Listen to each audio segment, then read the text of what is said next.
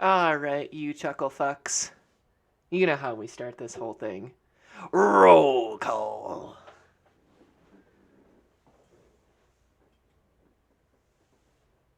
Nope, alright, never mind.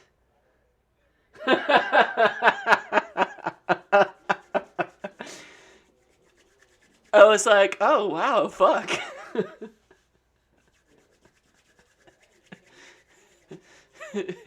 No roll call. Alright, so it's just me today. I'm just gonna be running the whole adventure for me, myself, and I. I'm gonna play all the characters. Okay. Look.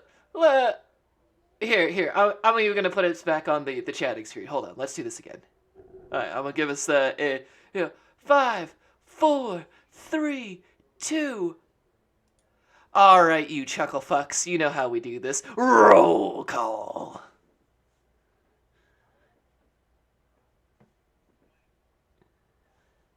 And Steven! Hi, everybody. Welcome back after an unfortunate hiatus from our game last week.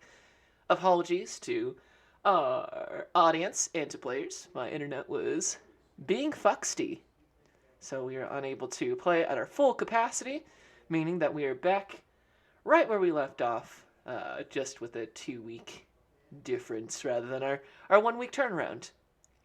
Returning back to the odd jobs. We picked up last session in the brain of the beast, of the great earthen beast, where our party had successfully defeated some cult members of the cult of the Black Earth and retrieved what is referred to as a fell seed, a node of elemental power, giving out incredibly strong, almost maddening transmutation magics that Freddy, our bard, had almost given himself a migraine and slash or seizure from just being in such close proximity. As the players collected the seed of fell earth, came to the conclusion that while there was many dangers in these mines, they had not discovered any veins of gold, that the geodes and the other dwarven artifacts and other bits of loot that they had found seemed to be the only things in there, with nothing but giant lakes of acid and weird esophagus-like tunnels. Alkaline mud was to be found inside. They returned back to the Shield Tower Inn, where they received, they alerted Not Abroad Eleanor and Captain Dornell Whitebeard of what had transpired in the mines, getting paid from Dornell Whitebeard, who was happy to accept the deep Dwergard shield that you had found in the mines, as well as officially establishing a name for our group, the Odd, and getting a writ of introduction to Zor Fulton Goss, one of the blades of the city and the kind of head of the mining project happening out at Fort Iron. Taking a ride from Captain Dornell, the party sailed from Fort Iron, kind of around, if we look here on the map of the Moonsea, which I've added for our audience members. This is where the vast majority of our adventures are going to take place, with Mole Master being over here to the right. And this is where the bulk of this campaign took place. Over here is Flan, where our first campaign took place, and most of our adventures took place here. Fun fact for audience members, especially you, Maddie. There you go. There's that map I was talking about. Anyways, took Captain Dornell Whitebeard's ship, the Gilded Vigilance, and sailed from Fort Iron around back to Mole Master, depositing the party back at the Bay of Mole Master, making fast friends with Dornell Whitebeard, having some solid words, and the opportunity for future work and a ally in the Lord's Alliance for future reference.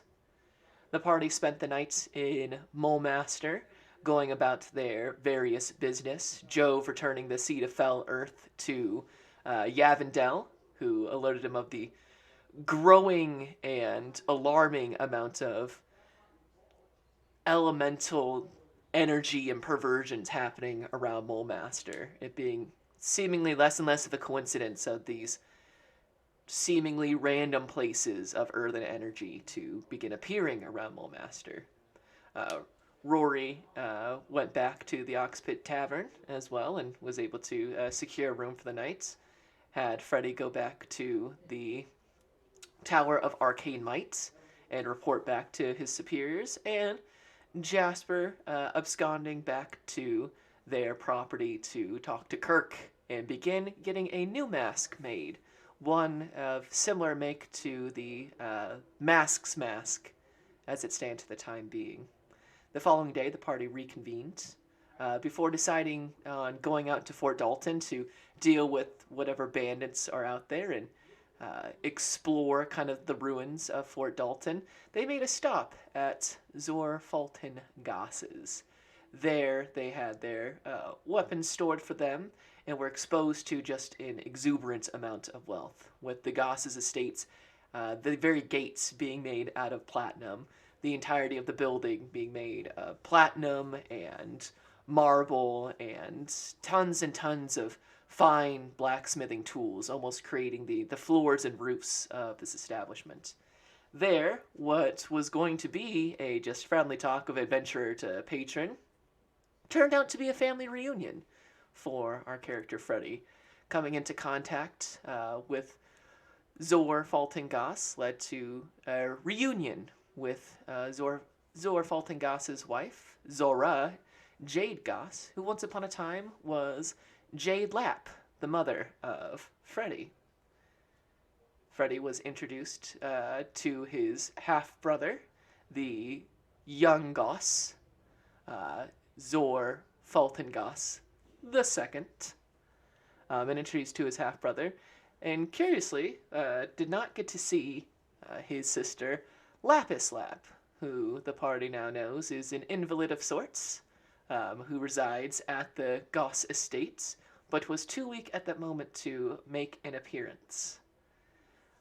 Freddy was told of a future dinner with the family from the Gosses, and that they would come to collect Freddy when they were ready for his appearance. After a both equally tense and equally cool performance from Freddy, the party shook hands, so to speak, and made their way from the Goss Estates out onto the South Keep Road and began to, after purchasing a small rowboat, which I believe, Jove, what's the name of your rowboat? The Floating Leaf, after purchasing a small rowboat, took the Riverless down before heading eastwards onto the River Dalton, following the river as it began to make a bend, heading south towards the flooded forest. There, the party spotted some humanoids, one riding a giant crab, and decided to mostly smoothly take the floating leaf off of the river and follow these humanoids down the River Dalton. There, they saw these humanoids feeding some sort of awful, emaciated, bone-like creatures with green skin, long hair, almost ghoul-like in nature, begin snatching up these fish and consuming them with these almost burned spur-like fingers. The party, with some very bad stealth rolls, alerted these humanoids and their monsters of sorts, and a fight broke out, which swung from in the party's favor to no longer in the party's favor, to back to the party's favor, with back-to-back-to-back crits from Jasper to DM, back to Jasper, using sneak attack for the first time quite effectively. We return back to the party at the end of this skirmish. The two humanoids, including the one riding, including the giant crab that one rode on, are perished. One tried making their way back into kind of the river and the reeds, not before Jove threw a javelin and pierced them through the back of the leg into the stomach. Not in an immediately lethal blow, but one that will quickly lead to death. I believe, if I remember correctly, Uh, Freddy, you're still unconscious, if I remember correctly. So, as the fight breaks down with these awful aquatic creatures slain by javelin and other likes, um, Freddy, go ahead and roll me a death saving throw as we return back to this.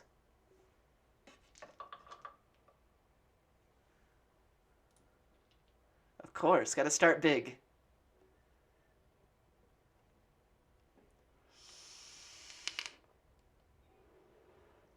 It's another failure. Yes, the your heart's still pounding in your chest. The adrenaline from the fight has yet to wear out, but Freddy is currently bleeding profusely from the skull after taking that sawtooth longsword straight to the top of the head. He's looking paler and paler.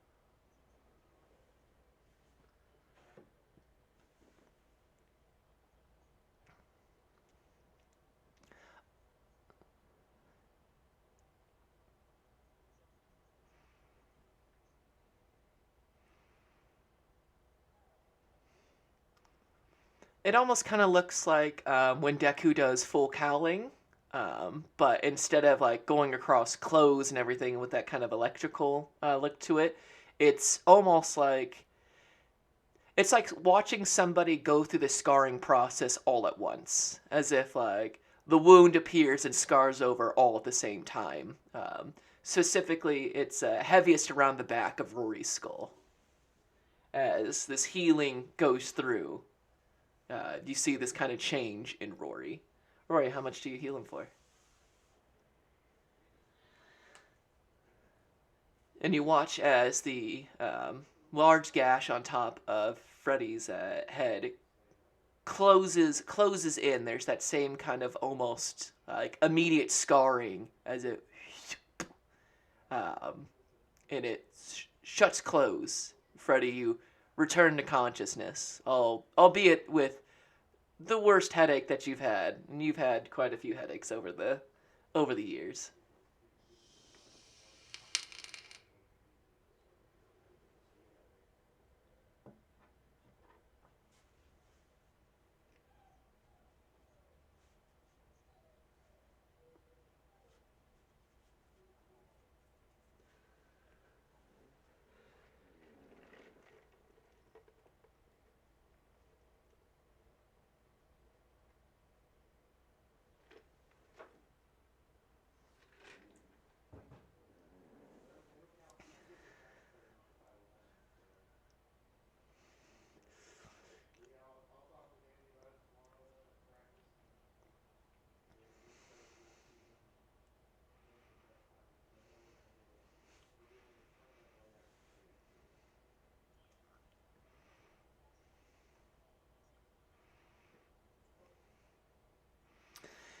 Yes, with your really good perception roll that you rolled last session, you can see that moving in towards the center of this kind of island in between the Riverless and River Dalton, there was like a 20-foot tall, if not taller, like metal pole that seemed to be rising from the ground and is bent towards the top.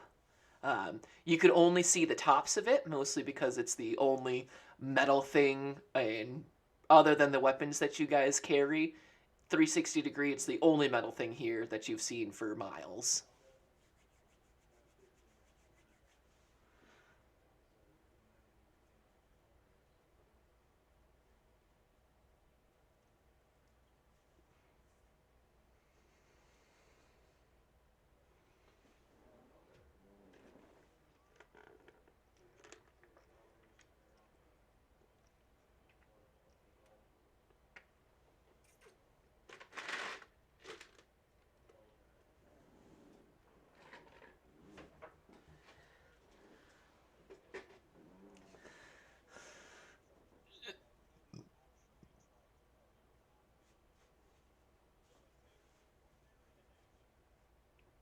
Oh, -1. -1.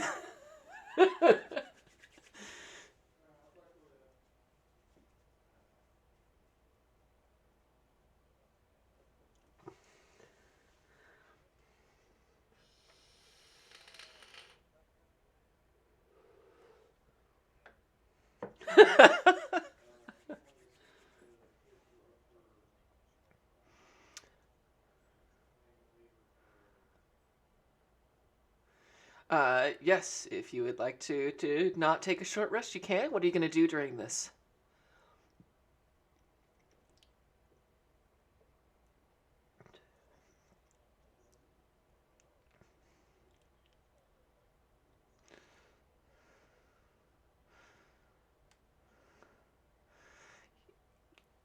Yeah, go ahead and give me a perception check. So I'm going to assume, Freddy, you're taking a short rest and playing Song of Rest. So everybody remember what Song of Rest does?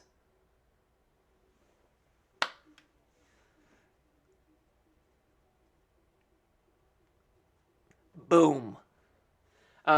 Jove and Rory, are you guys taking the short rest?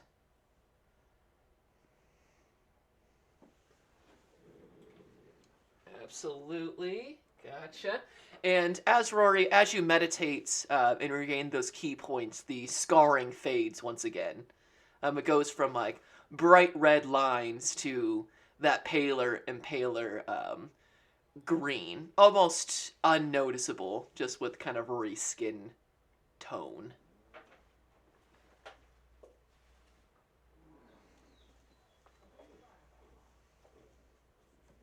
Um, nothing, nothing super crazy or anything like that. You do see what Joe pointed out, the big metal rod.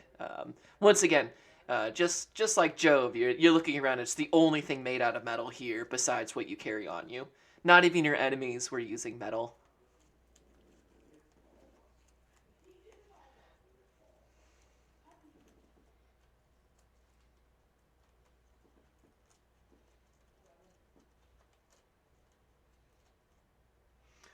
Yes, yes, you may.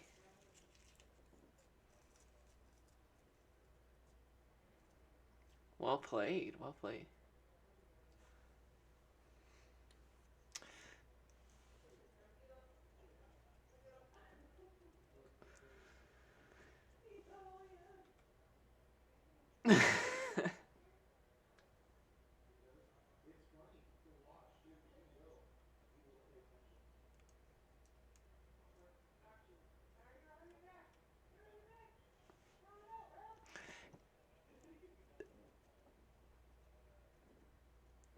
A shout out. Shout out to that Song of Rest die.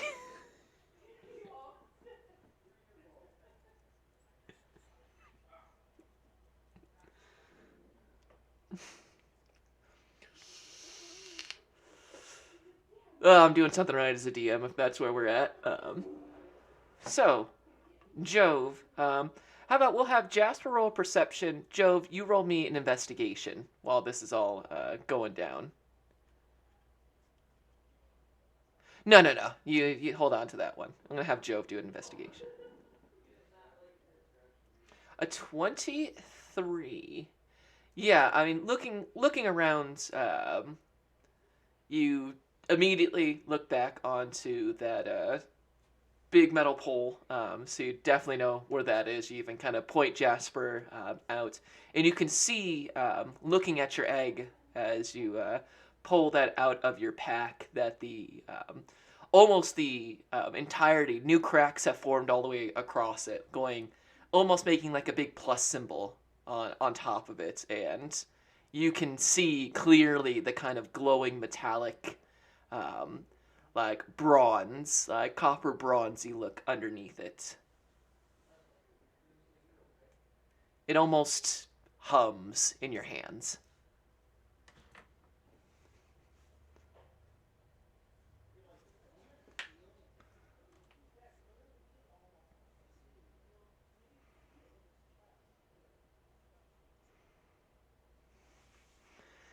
look with that really good roll. Looking at it, it's kind of like when you finally you'll understand this because you wear glasses. It's like when you finally put your glasses on, like you're looking at your phone and you're like, I can kind of see what that looks like, and then you put on the glasses and you can see it more clearly. And it's it's less of you reading it and almost kind of like hearing when someone's like reading a letter on a TV show and the voice of a character like reads it out for them. Um, and it's along the lines of um, I have something for this. Hold on one second. Where did I put it? I had it written down.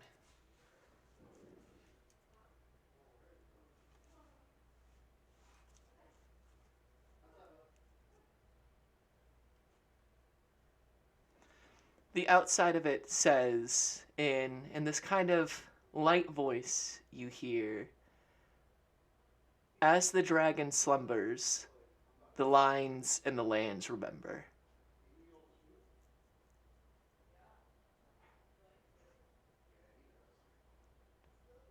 Mm-hmm. And that seems to be, and it's less reading it, and you just hear this almost like a small voice kind of guiding you, as if where your eyes go, it's being written or read to you.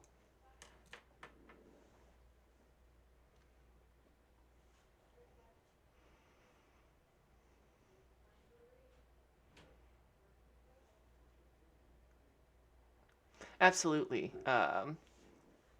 Jasper, as you head towards this metal kind of pole sticking out, I'd say it's probably the better part of like a football field away. Um, so you, while this is going, you begin heading in there. The forest really has, it's very overgrown here. Like there hasn't been any sort of specific forestry been done here. It hasn't seen the touch of like sentient humanoid hands in quite some time.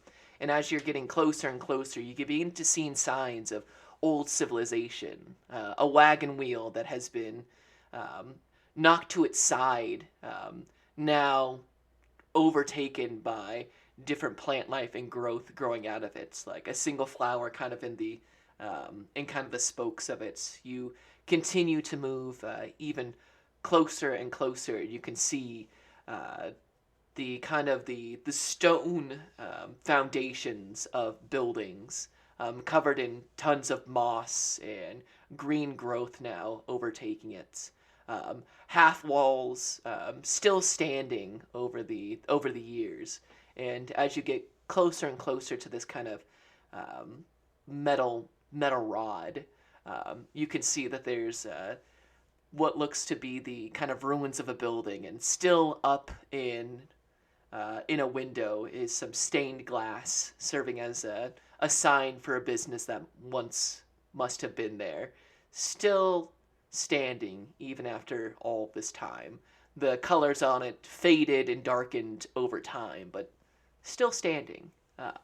Before finally making it, and now that you're here, you can see that it's like a giant metal rod. It's only about 6 inches in diameter, well over 20 feet tall, and you can see that it's kind of bent in the middle. All across it is these strange kind of runes and symbols. You're not entirely they're not in a language or anything like that. Just strange um, carvings and markings that seem to go all the way from the base of this all the way to the top. And while the rest of these ruins have clearly been overtaken by the forest, this metal rod is still pristine and clean. Doesn't have like any moss growing over it. Doesn't even look like any mud or dust or leaves have clung to it. It's this just metal rod in the middle of all this nature.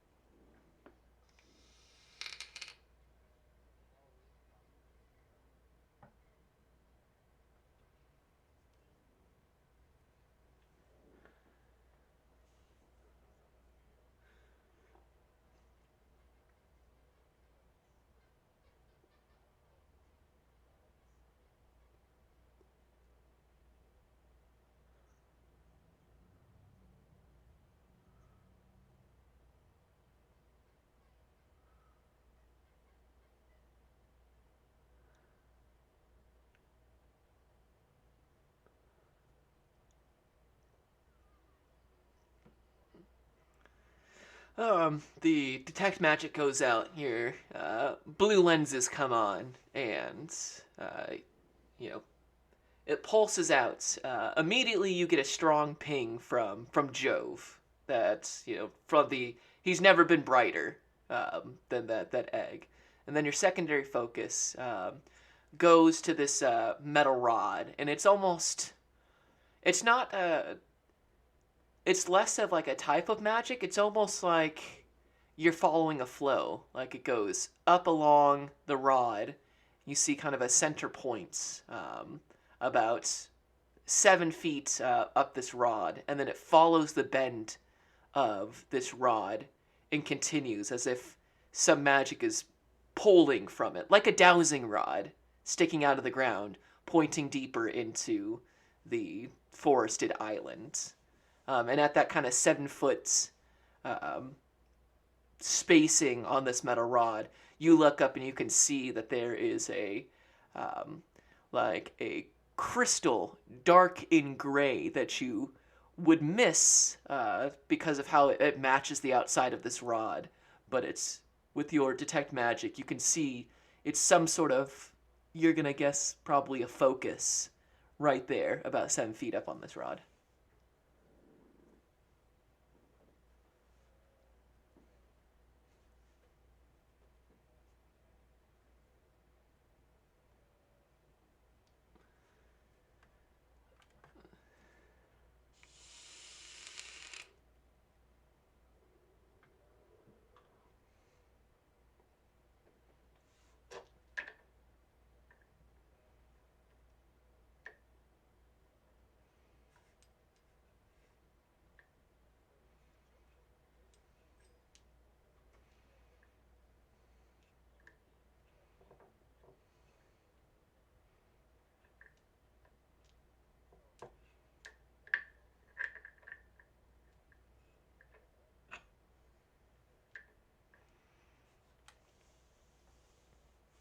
Looking as Jove takes some steps back, his brightness for that kind of magic that Jove has, at least stemming from the egg, doesn't diminish or brighten, and neither does the magic of.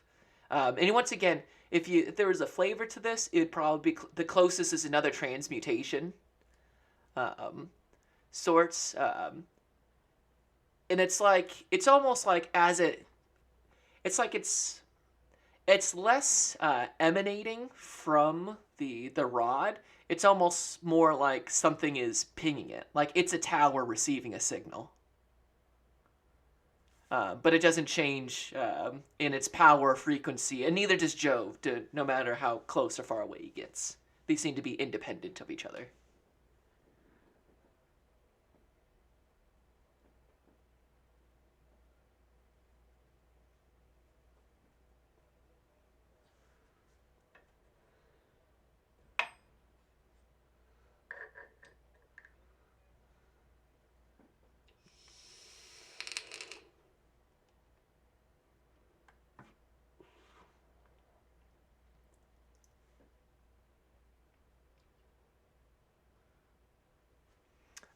Freddy,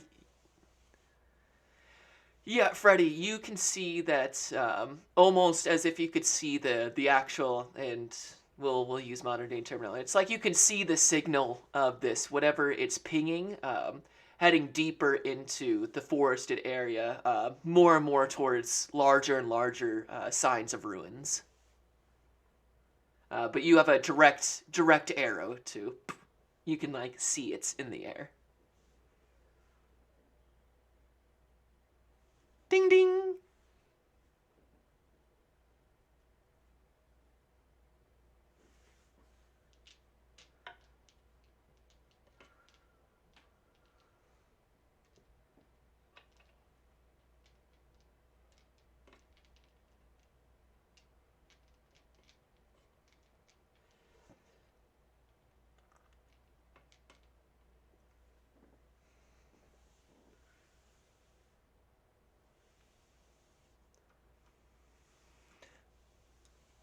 Uh, if you want to make a roll, you can make a roll here. That's fine. How many days are you offering? Yeah.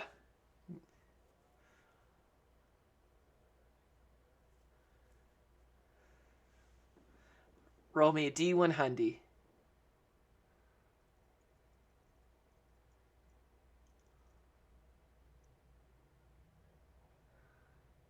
83. As you guys are following the signal from this raw deeper into the ruins, um, you once again look towards that window pane that's still stained glass. It's still there, and it catches your eye. You kind of head towards it, and you lift yourself up, and you can see there's just a small kind of like cubby underneath it. So you reach up in there, and you feel around, and you feel something on the tips of your fingers. And when you pull it back, you find a an amulet. Roll me 2d6.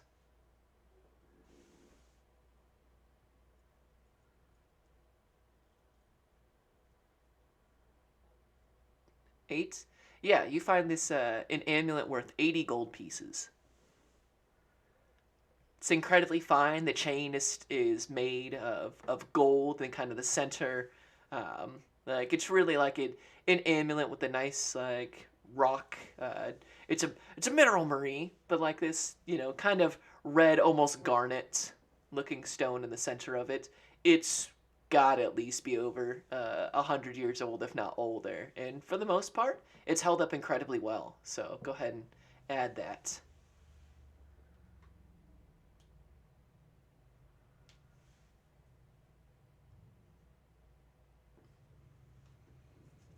So you guys continue deeper into the ruins.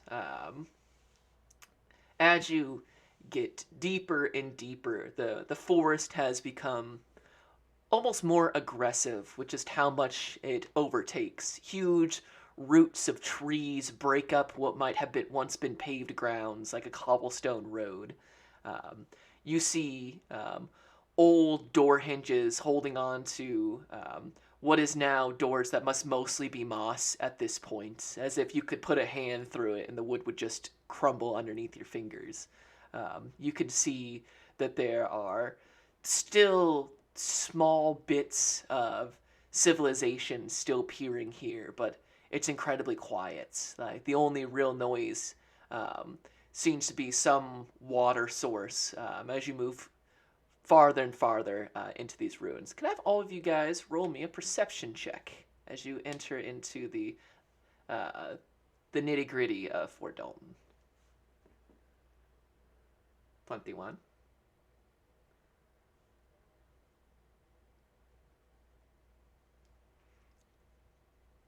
16. Um, yeah, Jasper and Freddy.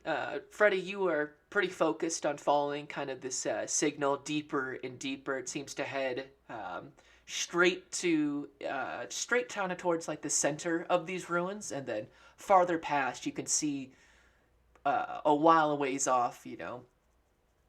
Maybe a mile, maybe less. There seems to be like a slightly raised building that seems mostly still put together, that has the kind of the signal that you've been watching. This magic seems to continue on that way.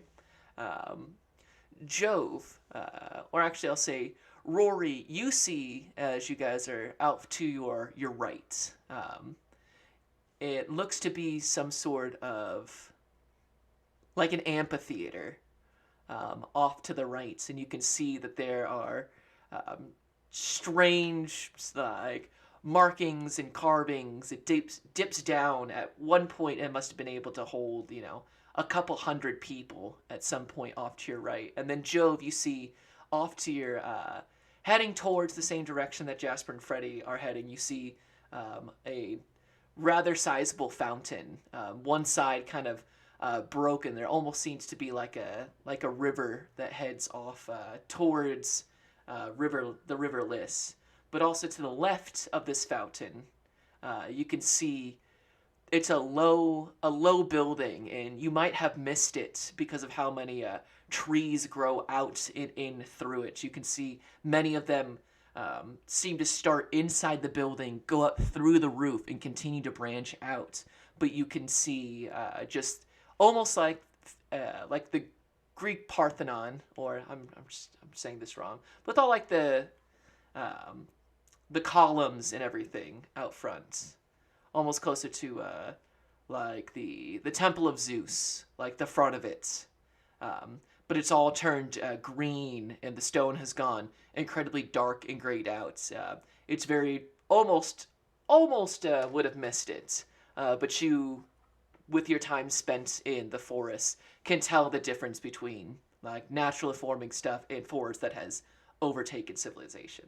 So that's what you guys see as you kind of head in. So to put it together, walking forward down kind of this road, there's a fountain, a building off the better part of a mile to the distance where the kind of magical signal is continues to follow. And then to your right, an amphitheater, and to your left, this kind of Greek-style building.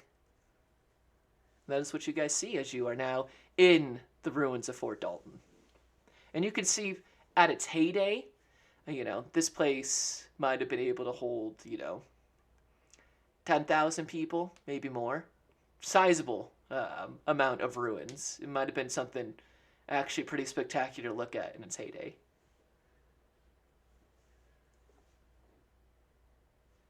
Where would you guys like to go?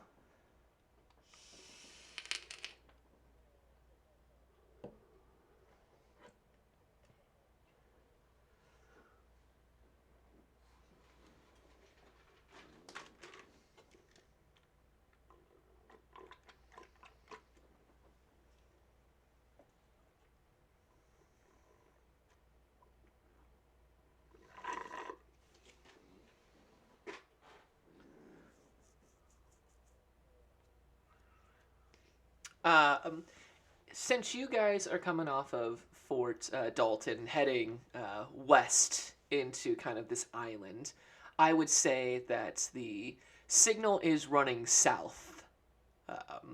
So you guys are facing south, which would be like forward, and then the amphitheater is south to the west, and the building that Jove is mentioning is to the east.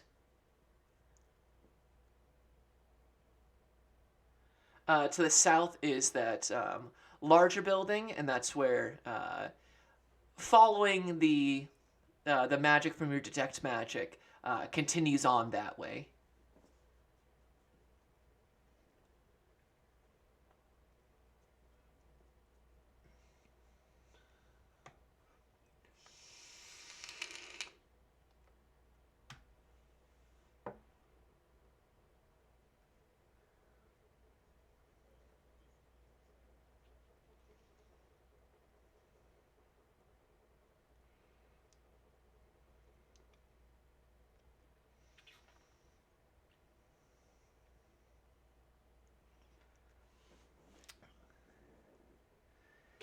Uh, Jove, you begin leading your party to these ruins, and as you get closer and closer, you can see that this building is incredibly long. It keeps on going for 100 feet, if not even farther. You can see that it looks as if part of this has sunken. That in the past it might have been, you know, anywhere from 5 to 10 feet taller, but over time the ground is sunken and more of the forest has overtaken this. So the the roof of this is probably closer to like 7 feet.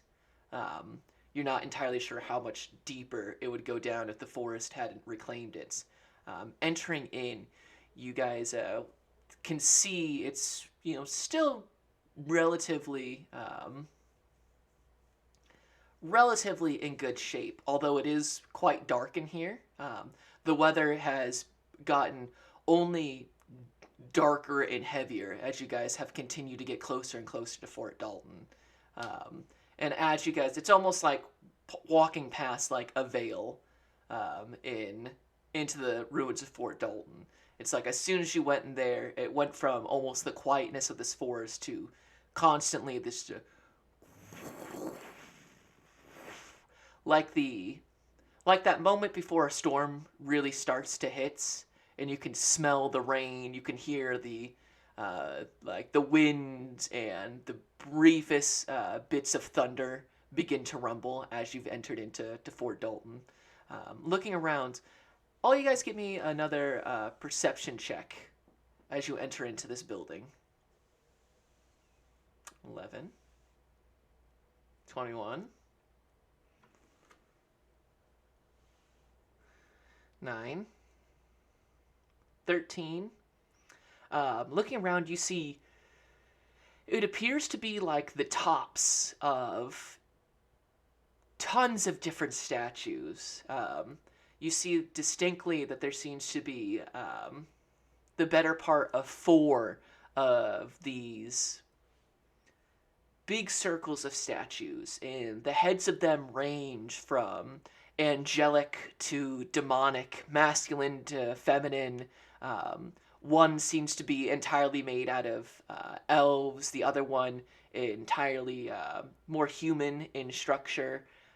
They are all of incredible quality, a smoothness, although plenty of them have now felt the effects of being exposed to the forest with moss and the likes covering them. Looking around, everybody go ahead and make me a religion check.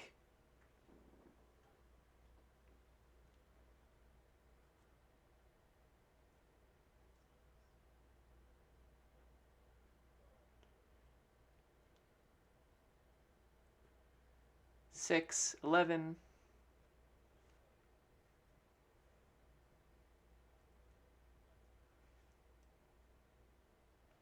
Got it. 22. Yeah, the apparently so. Yeah, Rory, Jove, lots of likeness and figures and things that you're really not sure what they are. Jasper, you spot and you see like you definitely see one of these statues. You can see from kind of like the waist upwards. Definitely the visage of Bane. Same with you, Freddy. Clearly, especially with your guys' history, you're like that's clearly a statue to Bane. You can see next to it the dark triumvirates like Cyric and the god of murder, Bane, the god of tyranny.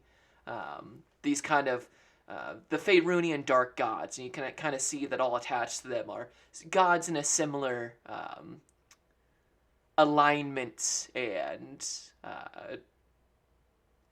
portfolio is what is typically referred to. A god has a portfolio, and so Bane is like tyranny, oppression, domination. Cyrix is of murder and killing and all that kind of good stuff. And then Freddy, you start pointing out lots of different gods. You start seeing some from the halfling pantheon, the elven pantheon, like Corellian, who is the like main god of the elves. You can see that there's even some dedicated to like Lolth, the Drow Queen, the Queen of Spiders and such. And you continue looking around, and you find that it's older, definitely predating like the Second Sundering, but there seems to be almost every god pre Second Sundering seems to be represented here. And you find on a which god is it? Yeah, roll me an intelligence roll, Freddy. Suggest your intelligence modifier with a d20. 3.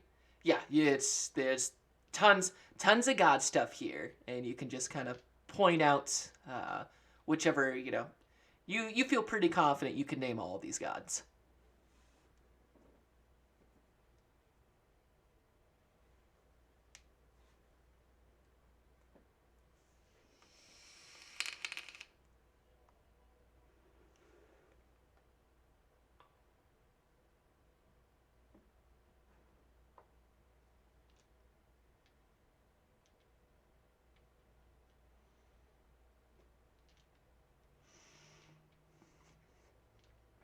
You may indeed make an ancient treasure roll. Ooh.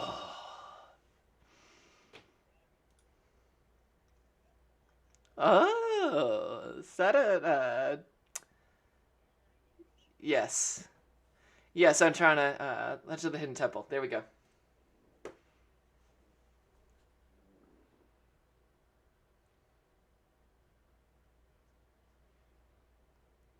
That's a 2. So for 5, roll me a d6.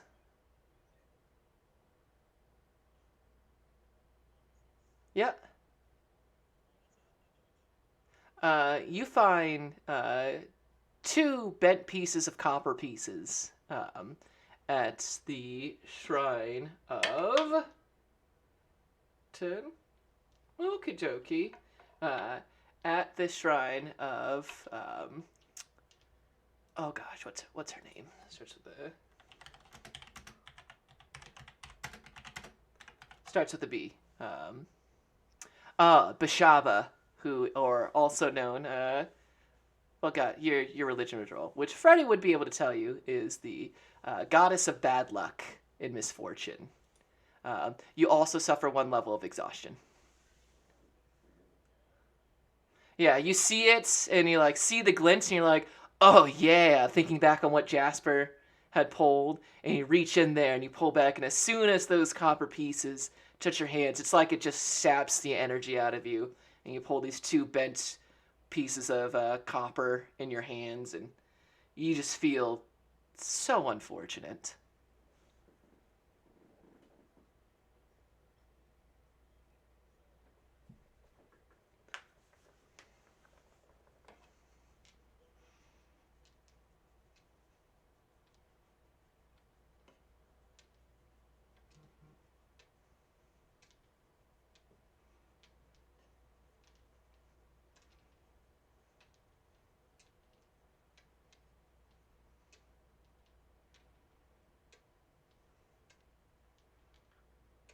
Yes.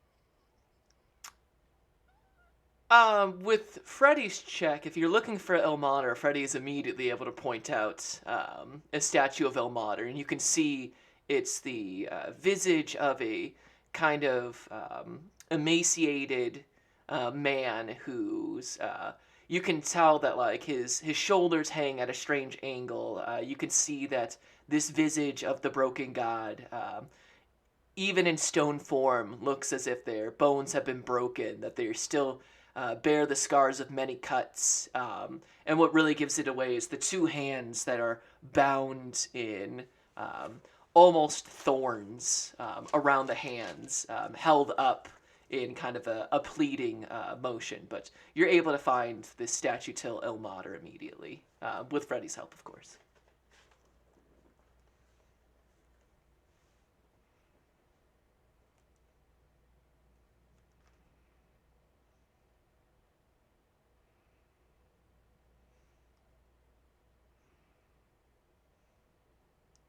Sure, what do you offer?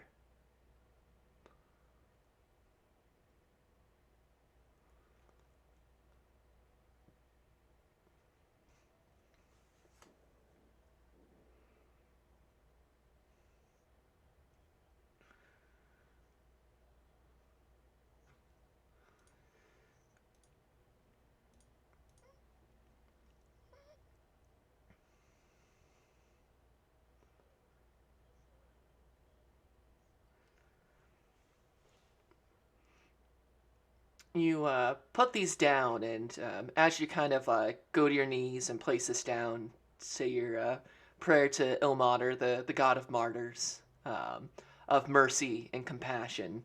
Um, you raise your head, and it kind of knocks, hits the hands where they're at with the front of your mask, and you take the hands and you pull yourself up, and you can see inside the hands is a small box, and you reach in and you pull out this small box, and you can see inside are a set of bones that are engraved with runes, and odd coins in there that you're not used to seeing. They aren't Mole Master money by any means. They don't have like the golden M of Mole Master on them, but they seem to be a smattering of gold and silver, and the bones themselves almost have a mineral feel to them more than like just regular dried bones would be.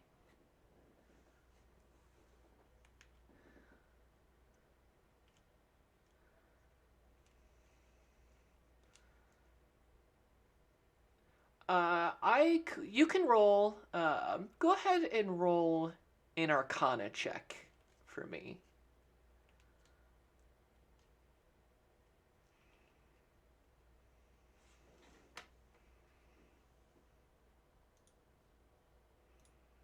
A 5. You have no idea what these are. You know that the coins can be spent. The bones are kind of weird, but zero clue. Much less what this would be doing in the hands of Ilmater in a long ruined temple to many gods.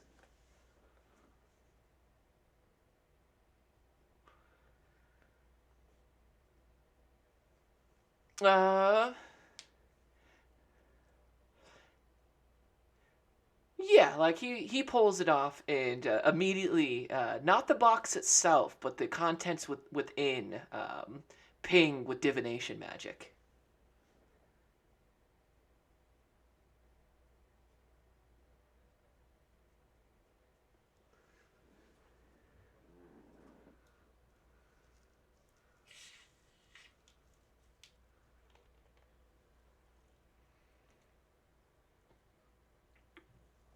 Yeah, I mean Rory went to it like he knew it was there the whole time.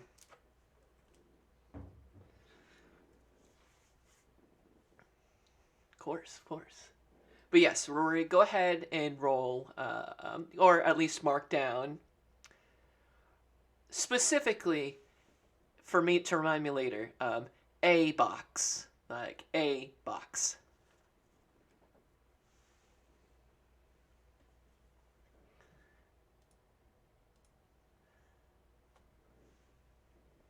There you go.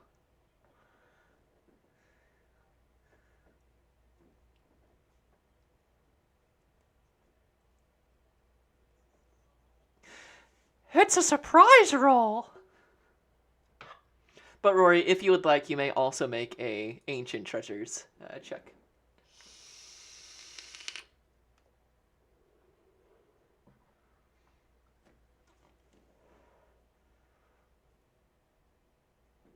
An ancient treasure roll offers up the 2 downtime days. Roll me that D100 and add 2.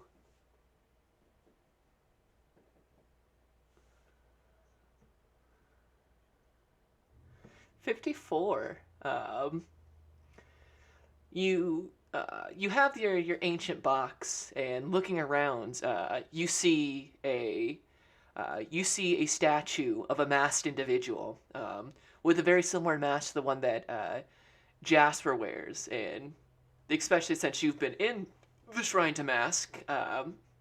Only to be fair, you go over and give a nod to the statue of Mask, and give a little thanks for allowing you for thank you for the mask and everything, and you're just very thankful and almost perform like the same little just kind of thanks that you gave to Ilmater, but to Mask, only to be fair. And just it's very much like that photo I showed of Mask quite a while ago. If we scroll up here, it's very much like that, except it's balanced on a single finger is an incredibly long blade, and you check the hands underneath, and you reach in, and when you pull your hands out, you see that there is. Roll me a d6, please.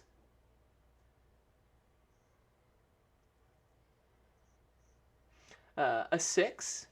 Interesting. Yeah, you pull out a silver ring worth 30 gold pieces. That's got a small little like blank mask that's etched in the inside of the ring, not the outside. So go ahead and add a silver ring of mask worth 30 gold pieces to your inventory.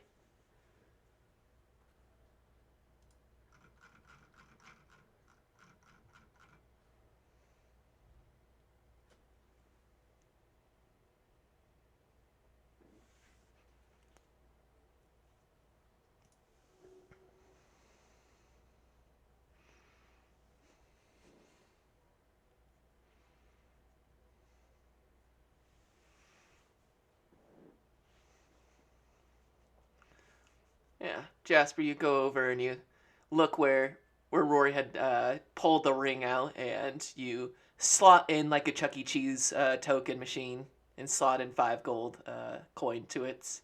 Um, you feel it's almost like a giggle. Like it's this strange sensation as you slip this money into Mask's statue. It's it's hard to say where exactly it comes from. You're not sure if it originates from your own chest or from the statue itself, but you just hear a small as you pull back from it, satisfied with your offering.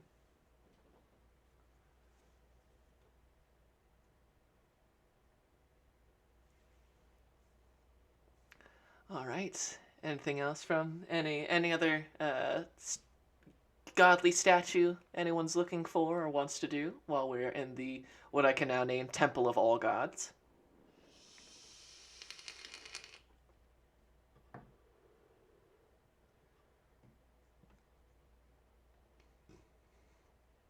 You yeah. Sorry, go ahead, Rory.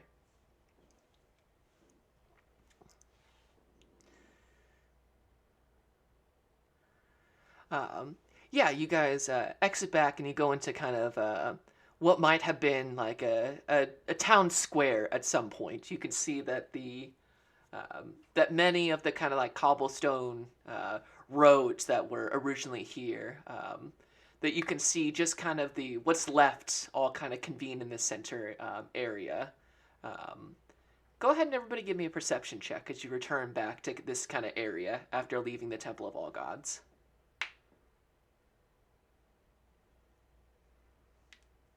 19.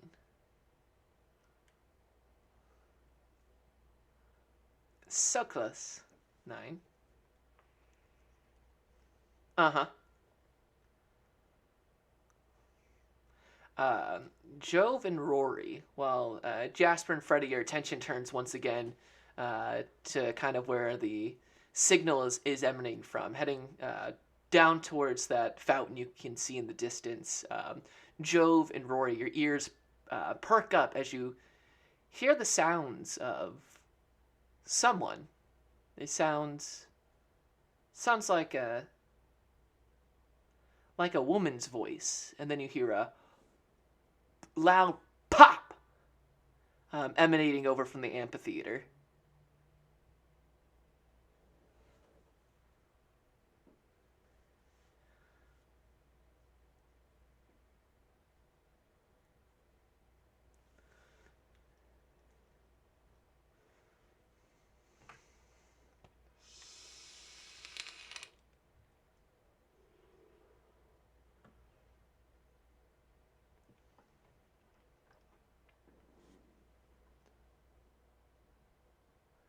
Roll me a stealth check as you guys head towards the amphitheater.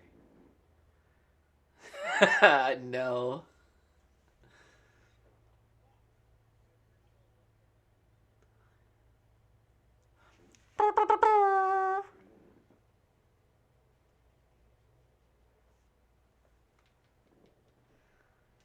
"19, 15, 24, and 13.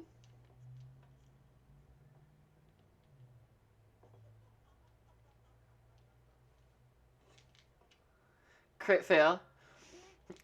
So, how this happens is you guys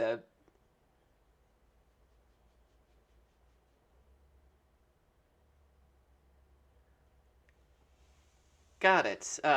You guys make your way over to kind of this amphitheater, and you can see that, like, looking down into it, I'm trying to think of a good, very, very Greek style, once again, of kind of like the outside, and you can see that at the bottom, um, while there is tons of plant life that is broken through, you see a woman is standing. She's got um, what looks to be explorers gear on her. You know, just kind of like plain clothing that you can with the kind of a heavier cloak on it. But you can see like a rope hanging from her, like a lantern, all the sort of stuff that you would see for an adventure or at least an explorer on her. And she is currently surrounded by these strange, oddly pointed, dark brown creatures. They've got like little, little wings on them, almost. They almost appear to be made out of earth themselves, as there's four of them around her, and you see one like scoops into its own body and like removes a portion of itself and slings it out at her, and it makes contact, and there's this noise as it hits, and she lets out kind of another yell, and you hear from them just this cackling noise. It's awful. It sounds like bubbling mud more than a cackle. As then another one takes another piece of itself and hucks it at her, and there's another as she kind of cries out and gets pushed in a different direction, and that same kind of bubbling, muddy laughter. And as you all see this, Jasper, it probably goes down a good 50 feet at an angle.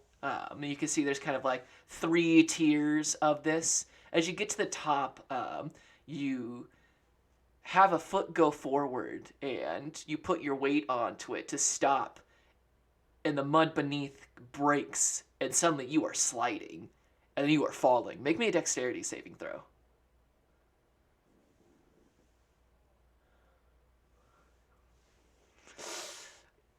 I know I certainly do.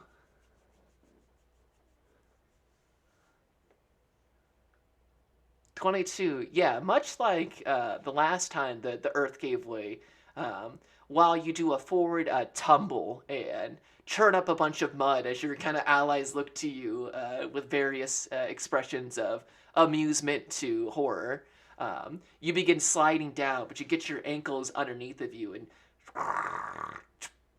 and you are there at the bottom of it.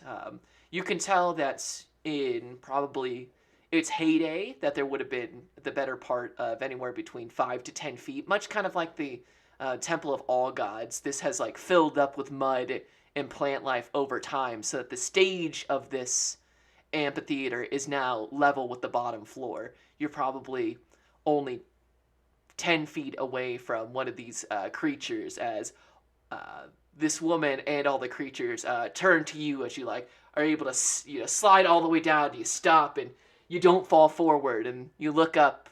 They look at you. They look up and see your allies, and then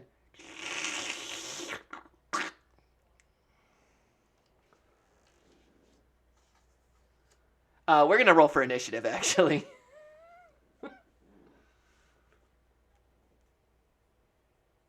Yes.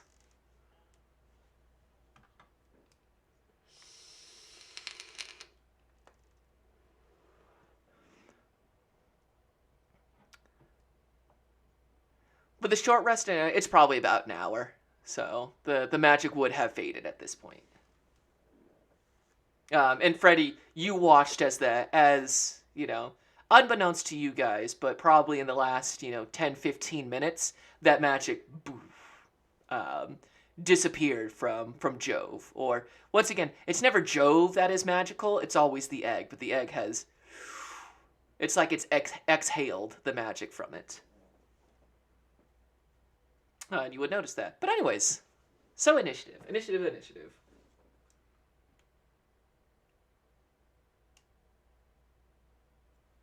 All right, 12, 25, 21. Okay. So let's Joe.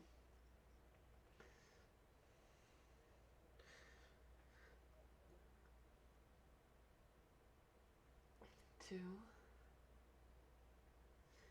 three, and then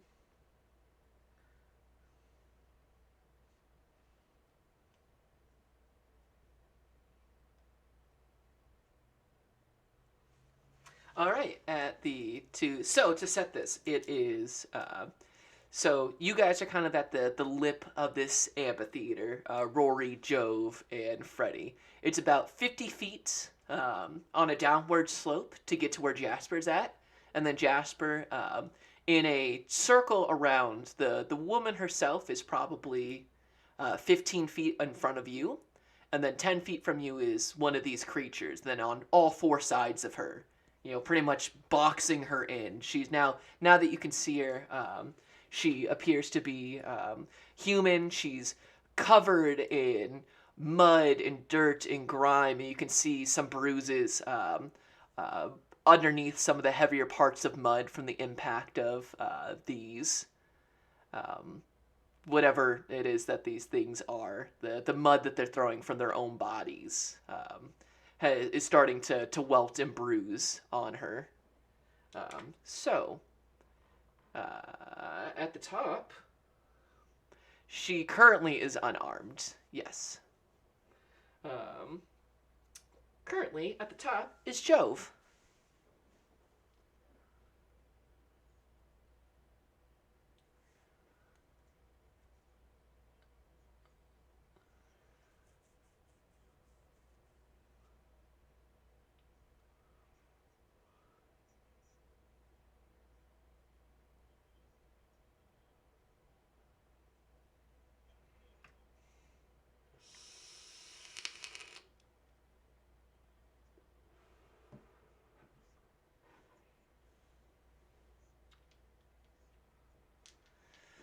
Roll me intimidation.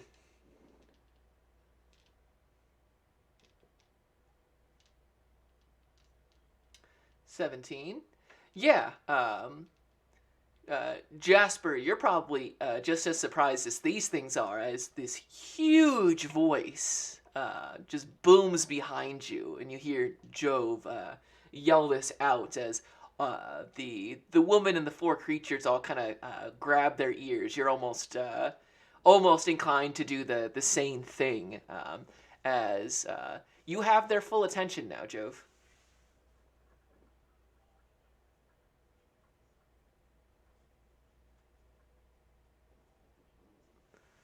Nice, nice. Interesting use of thaumaturgy. Okie dokie, okie dokie. Jasper.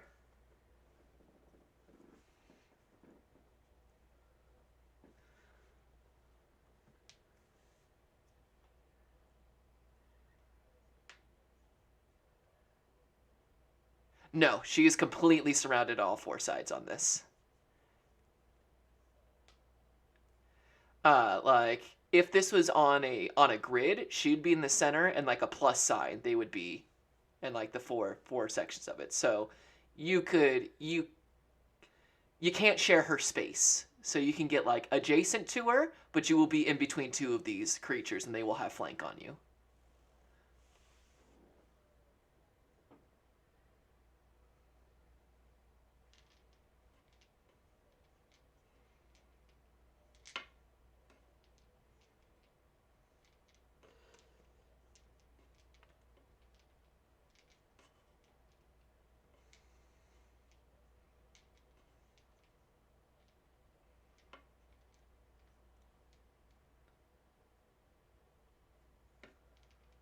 She, she does take the hand axe.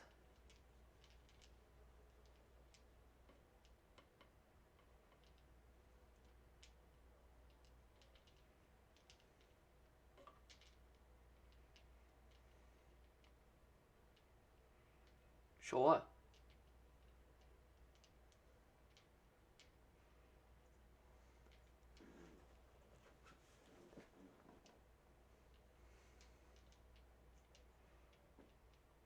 19. Yeah, that'll hit.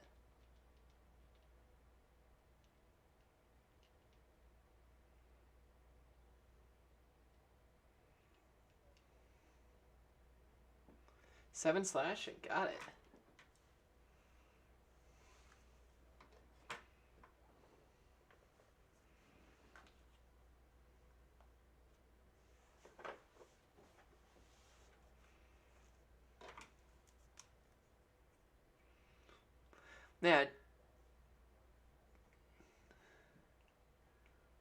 Yeah, yeah. You run up and with the hand outstretched, hand it to her, and she takes it, very confused at the situation, at what is happening right now, and you make a slash with your battle axe against one, and uh, you make a solid hit, but it's slicing against. It feels like they're made completely out of mud, as it just and you pull away your battle axe, and the edge of it is just covered about 3 inches deep, from top to bottom in mud itself. The creature doesn't make any sort of like cries of pain, but it does turn to you and doesn't quite have enough time before you've already moved back to make a swipe against you. Gotcha. Then it is me. Okie dokie.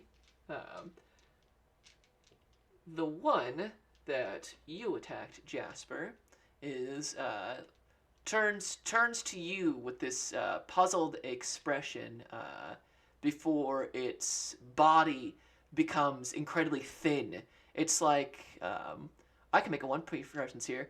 When Zoro first grabs hold of Enma, I believe, and his arm becomes super emaciated and thin. It's like its whole body does that and becomes impossibly thin. Its head swells up to a huge size, and then there is a loud, like almost half belching, half popping noise. Make me a dexterity saving throw.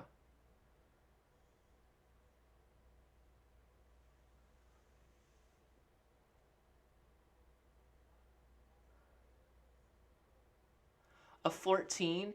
Yeah, you're able to move to the side as almost like this,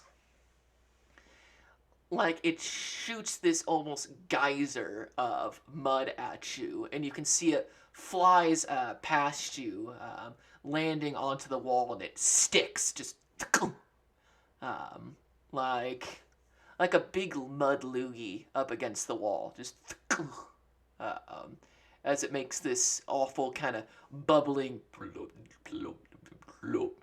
noise at you, and walks into up and ends its turn at your space. Two of these other creatures, they will use their action to leave the woman's space, and they're gonna fly with a fly speed of 40. Yeah, they're going to get on each side of you, Jove. And then it is Freddy's turn. So Jasper, you have one next to you. Jove, you've got two next to you.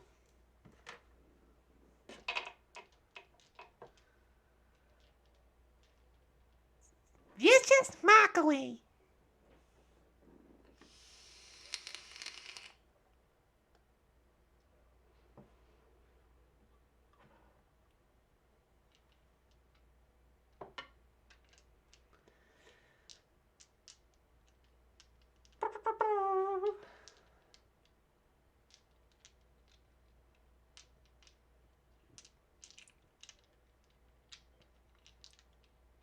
Uh-huh. 23. Uh, the one that is by Jasper falls asleep. However, the other three are still on their feet. So I'll mark that off. That one is sleeps.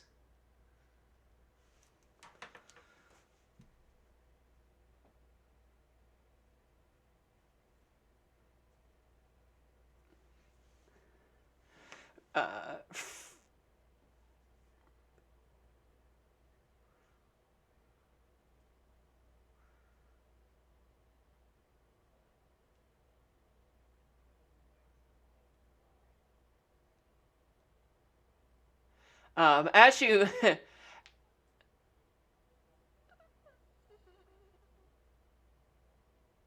As you strum and make that joke,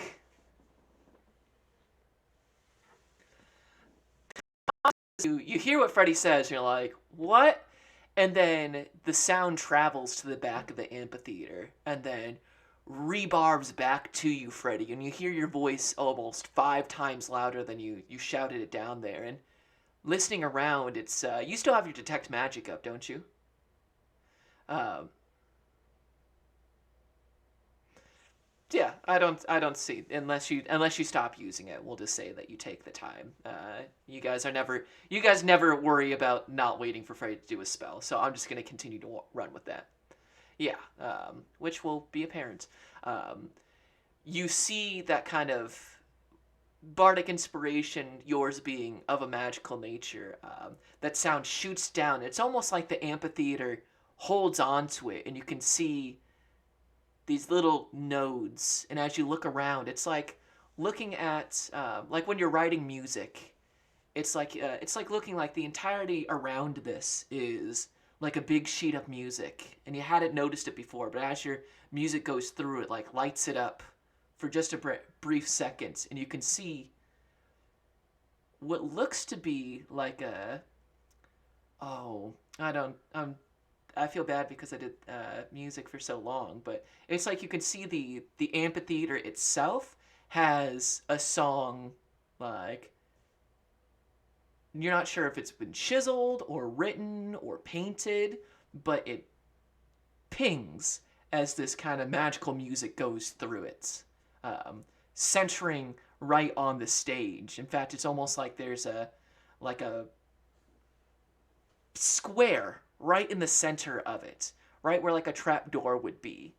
Um, that seems to be kind of the center of it. And so you say that and you're like, haha, and then you get hit with all of that. You're like, wait, what?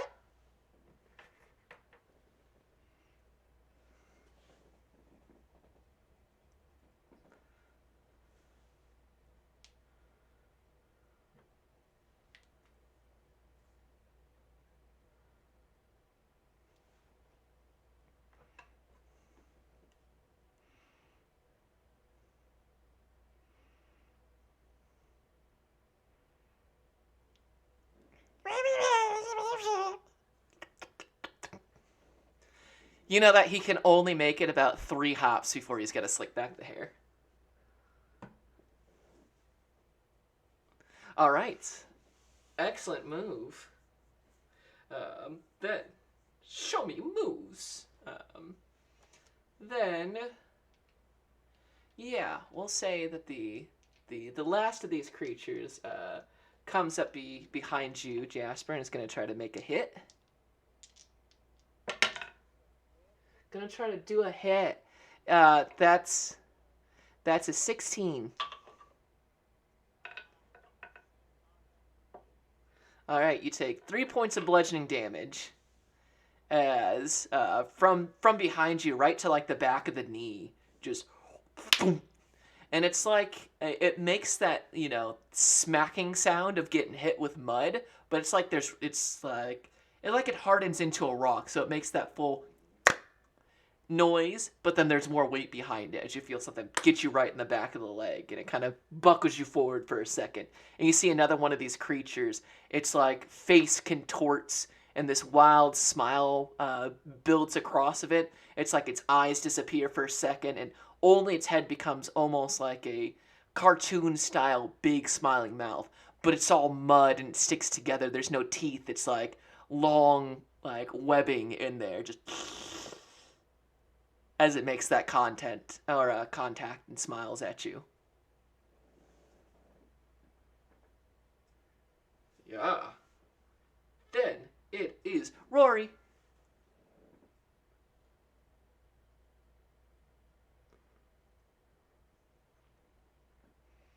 They. How much movement speed do you have? If you have 40, you'd be able to get to the ones that are by Jove, but you would not be able to get to the ones that are by Jasper without dashing. Yeah, but you could definitely make it to the ones by Jove. Easy. By Jove!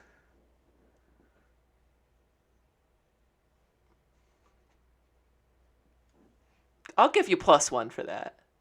I like where your mind went for that. I'll give you +1.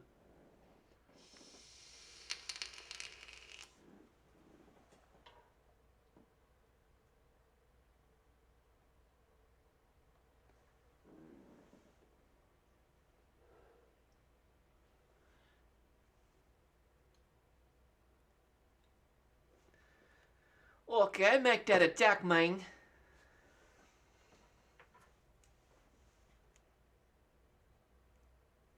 Yeah, that'll hit. Yep, both will hit.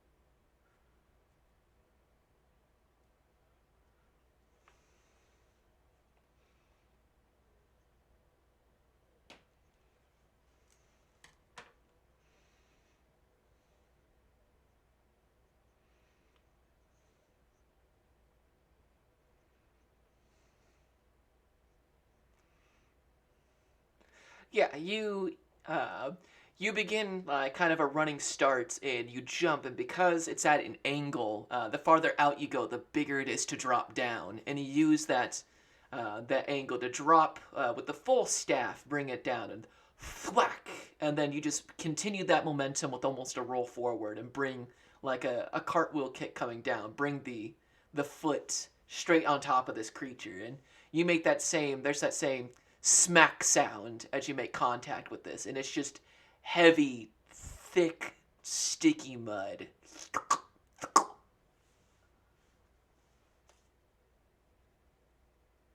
All right. Then it is the woman's turn. She is going to back off and take the dodge action, and holding the battle axe or the hand axe in front of her. She's gonna take the dodge action. Yeah, and backs up deeper into the amphitheater away from where the fighting is going down. Gets out of the way. So, then, back to the top with Jove.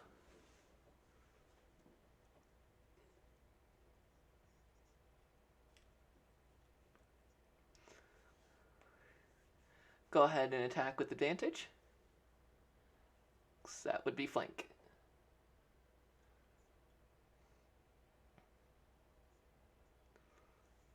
Yup.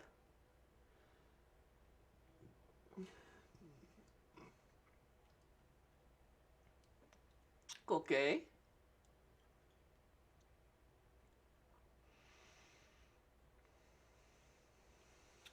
Eight piercing, got it.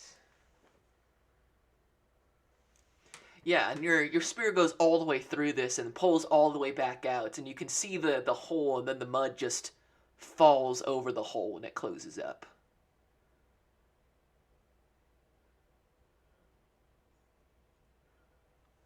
Gotcha.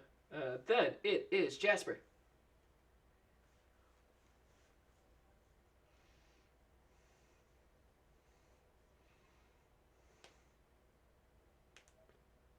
Go for it.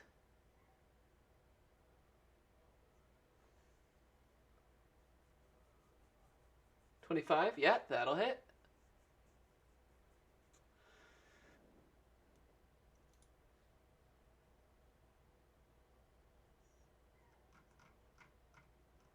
"12 slashing, got it."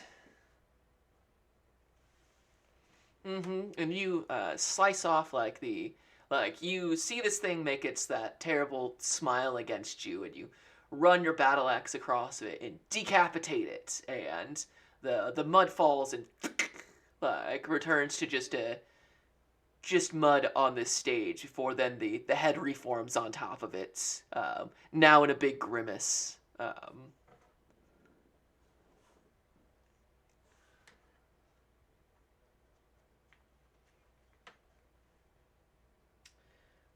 All right, then it is that one's asleep, and so then one's gonna attack you. Uh, one's gonna attack Jove, and the other one's gonna attack Freddy. The one attacking Jove.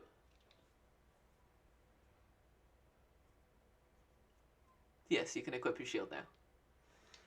So, the one against you, Rory. Oh, I meant Rory and Jove, not Freddy. Yeah, you're fine.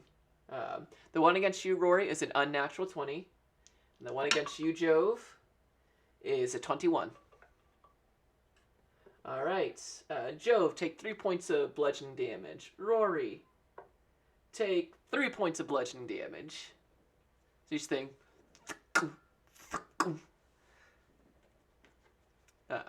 Jove, this thing is about as tall as you are. For the first time in quite some time, you're fighting something your own size.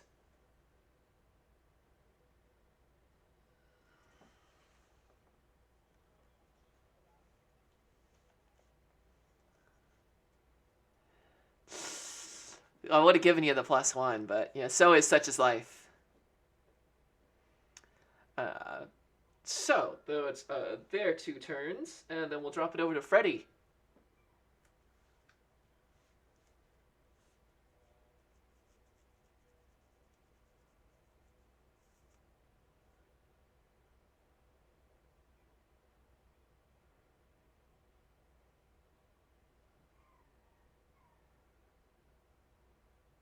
Gotcha. I'll make the roll. No, that's a 2.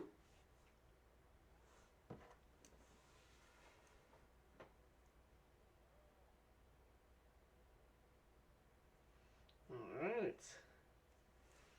Yeah, you see Jasper and Freddy, you can see the top of its head actually bubbles for a second.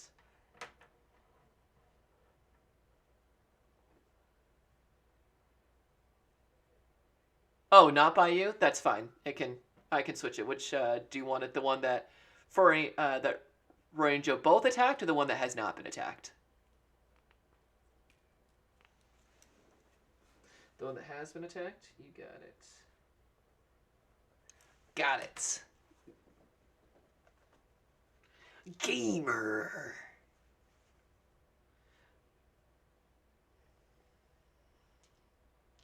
Exactly. All right. Freddy, I assume you're going to stick put on top of this? Yeah, that's a smart move. So, the one next to you, Jasper, would you please make me a dexterity saving throw?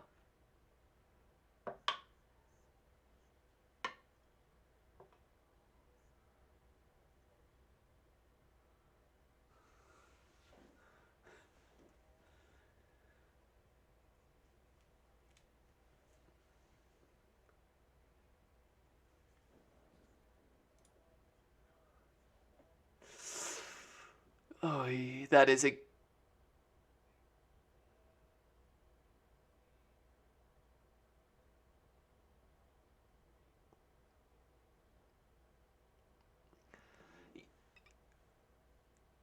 Yeah, Johnny jumps as this thing does another, like, does the emaciated thing and poof, does, like, this, blast of sticky mud at you.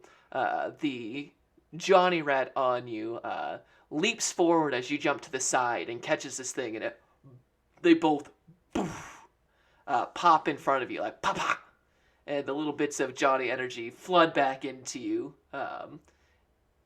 You dodge the attack just barely. 11 is what you needed.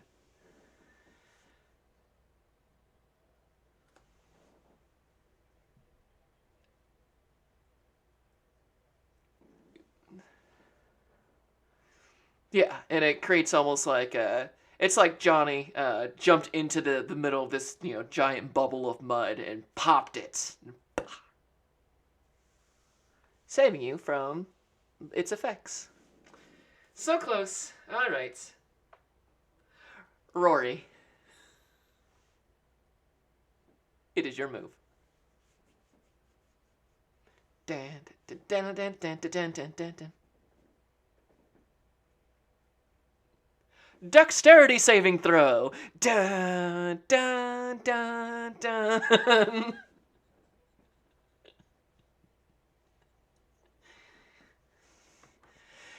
You activated my reaction, Yugi.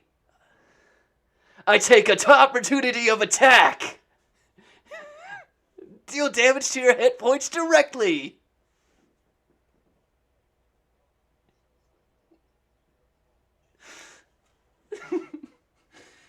You're right. You're right. We're in the middle of serious combat. This is a serious campaign.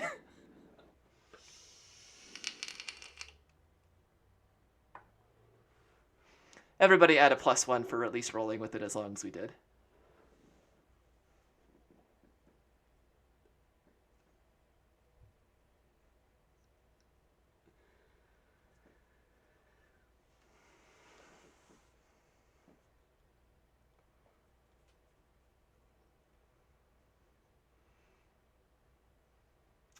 Both will hit.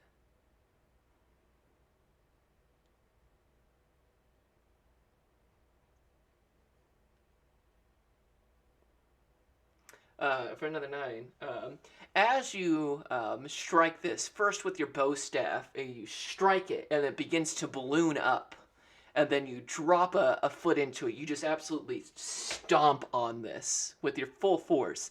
And it pops, and it makes this huge noise. It almost hurts your ears, especially with it reverberating back through the amphitheater. Jove and Rory, please make me a dexterity saving throw.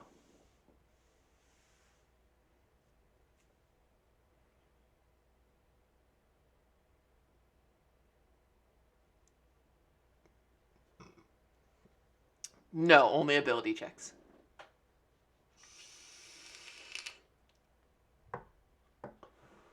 This thing pops, and Rory, from like up to basically your shoulders, you are covered in the sticky mud. You are currently restrained. Um, Jove, however, you see this thing pop, and you put your shield out, and almost this like wave of this sticky mud goes up and over you, shooting more upwards than out to the sides, and you're able to avoid its death burst. So Rory is restrained. That one is been popped. Yeah, the lady is going to still use the dodge action, but she begins leaving from the stage up away from the fight and the exploding things towards the top of the ridge. She makes it. She's got 30 feet of movement, so she makes a good bit of the way up through there. And still going to use the dodge action. She begins climbing kind of the muddy, foresty steps of this amphitheater upwards. We go back to the top of Jove.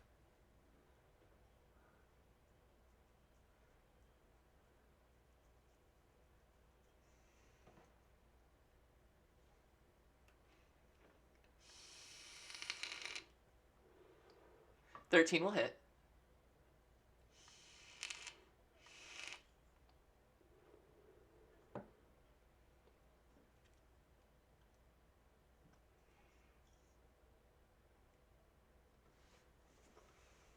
Gotcha.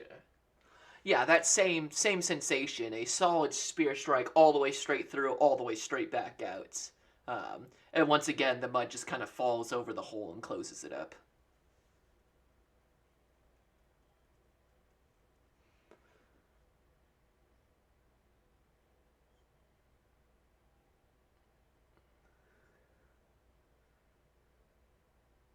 Yeah, I mean, it's once again, it's the player enemy sandwich of like enemy Jove, enemy Rory, and so the one between you and Rory has been popped, and so it's enemy Jove, 5 feet of space, Rory. Gotcha. All right, good move, Jove. Jasper. All right, go ahead. How many days are you spending?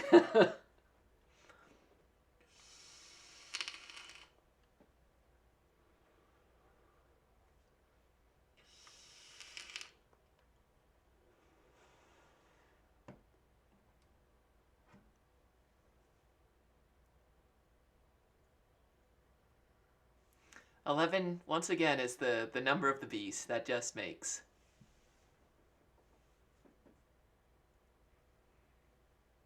Yeah, these creatures made out of mud. Their AC, not great. damage. Gotcha. Gotcha. Okie dokie. That one's asleep. That one's dead. So this one, Joe, make me a dexterity saving throw.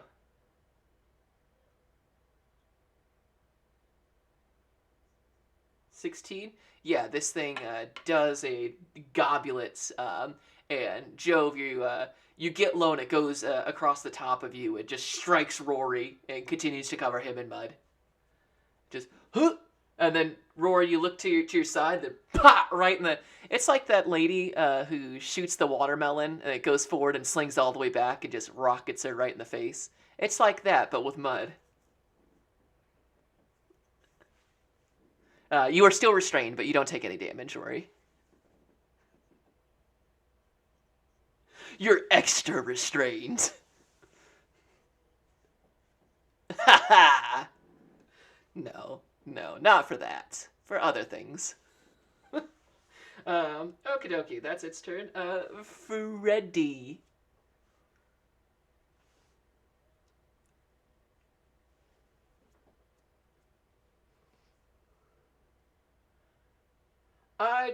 Yeah, she is heading away from the fighting. So if we were looking down in the amphitheater from the top, you're in like the center, looking down to it. She's on the left. So you would be able, with your movement speed, to go around the top and meet where she's eventually going to get on top of the amphitheater.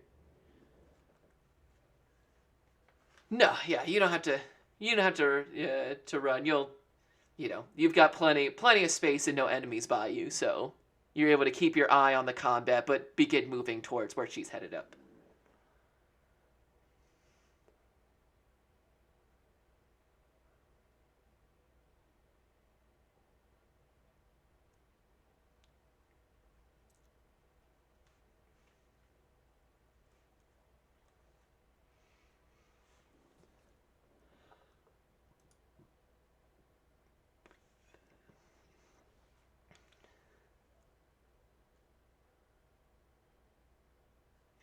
Against which one?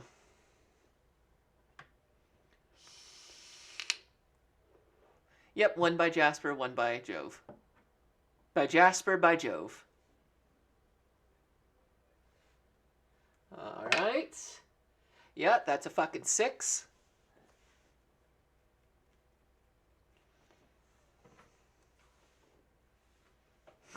As yeah, as its head literally begins to bubble and pop.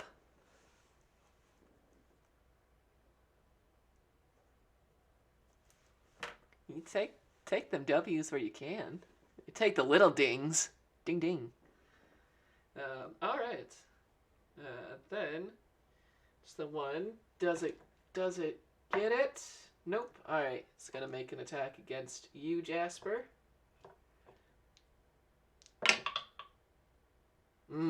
Nope. That's only an 11.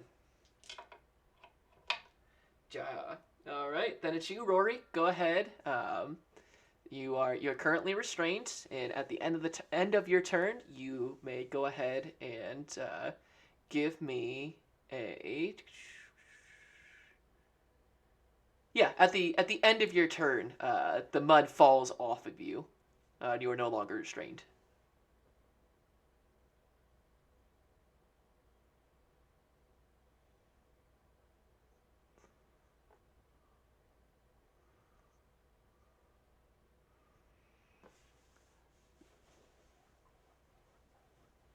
Yes, at the end of the turn, you are no longer restrained.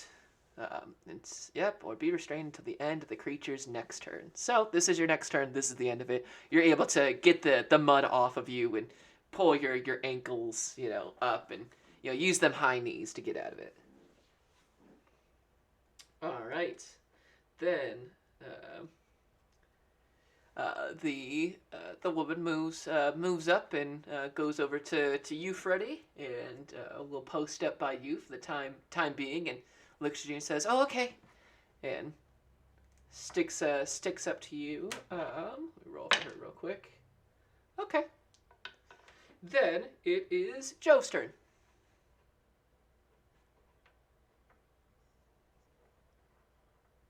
Another. 13. 13 will hit.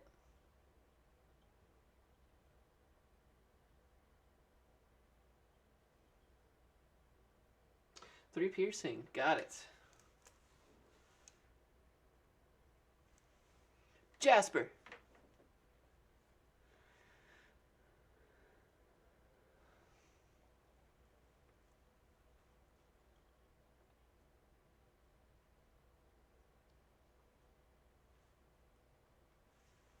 $24. Yep, that'll hit.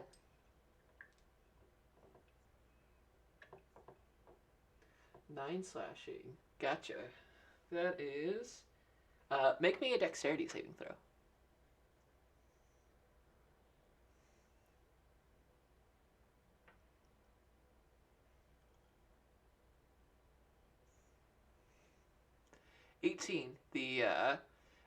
This thing, it bubbles from Freddy's magic, and then begins to continue to bubble, and you drive your battle axe down, and it pop, pop, pop, pop. And you're able to, your battle axe swings well to kind of shoot it off to the sides. So you are not restrained. Then, alright, nice. It's that one. Alright, there's just the one left. Jove, it's going to make an attack against you. Nope, that's a 7. So shield up and thud as the mud hits the other side of your shield. Freddy. Yes, your move.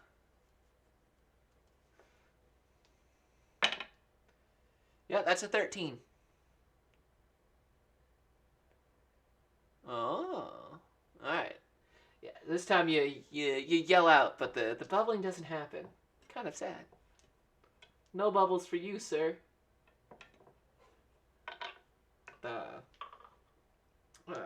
Alright, then it is... That one's dead too. Rory!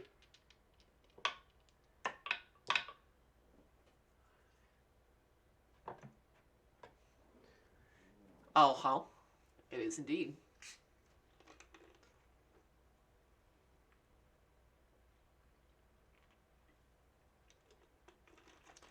Go ahead, do so with advantage.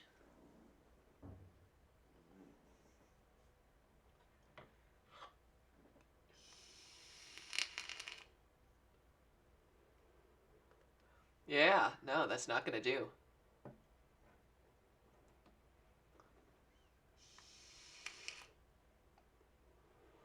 Yes.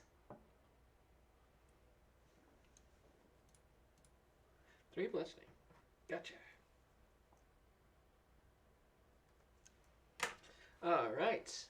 Then, back, yep, killed it. So, back to the top with Jove.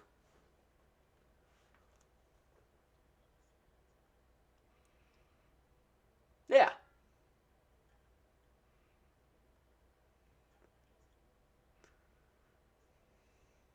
Yeah.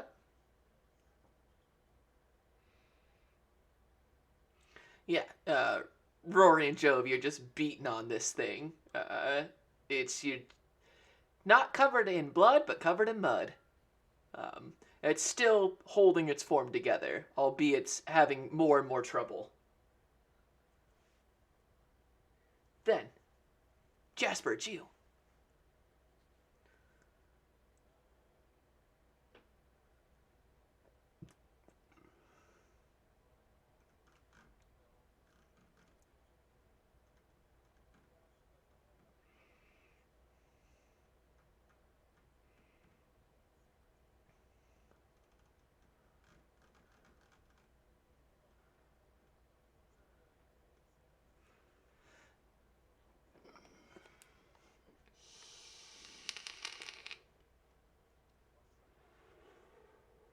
Gotcha. Sleep, sleep, sleep, sleep, sleep, sleep, sleep, sleep, sleep, sleep. Freddy. No, wait. Hold on. It's gonna make... Let's see. Do I get it this time?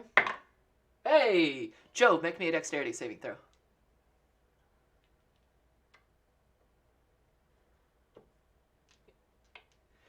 Same move, same results. No restrained Jove. Now it is Freddy's turn.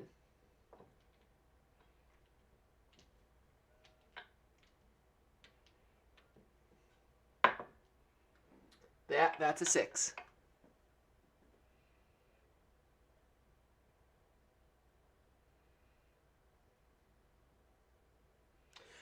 Freddy, Jove and Rory make me dexterity saving throws.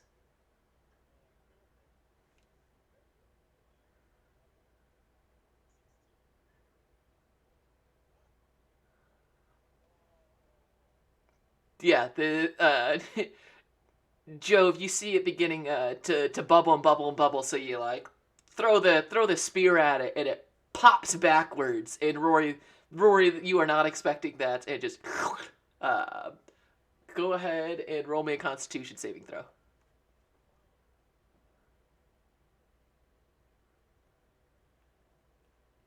A 12. Yeah, Rory, it shoots straight to the back of your throat, activates that gag reflex, and you immediately throw up on top of Jove. Go ahead and dexterity save.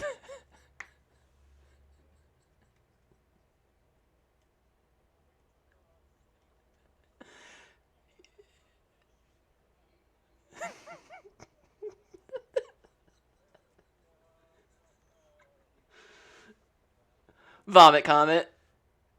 The Vomit Comet returns.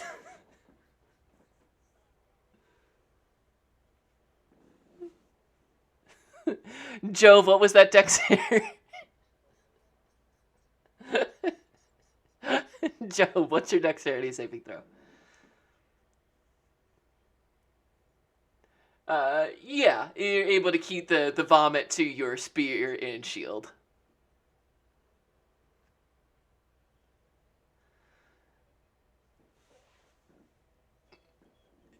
Equal parts mud and vomit. It's very sticky. Like, you didn't you didn't get it on your skin, but it's definitely just like stuck to the front of your shield.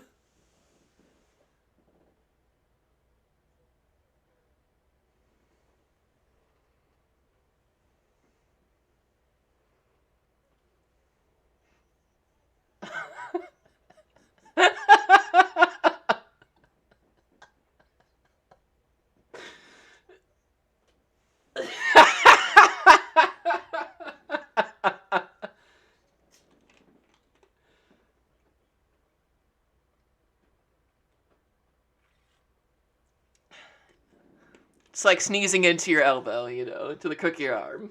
It's just polite. Come on.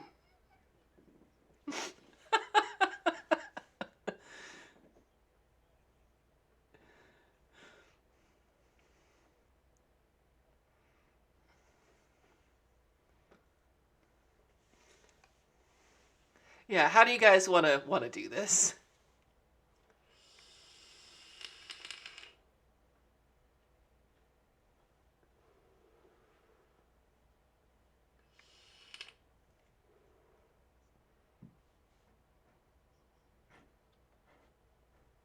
Rory, are you joining in?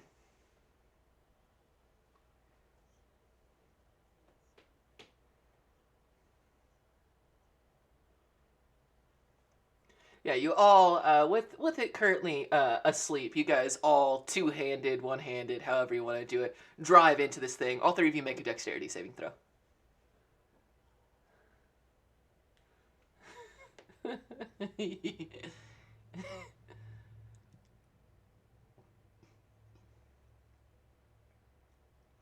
Yeah, this time it all comes back at you, Jove. But it really, since you're so close to the ground, I mean, it's like a small wave just goes over Jove, head to toe, just like Toph in the Earth armor. You just see Jove's eyes as it. So you can see him wriggling, trying to get out of all this mud. Jove, at least on the bright side, you're only covered in mud and not throw up anymore.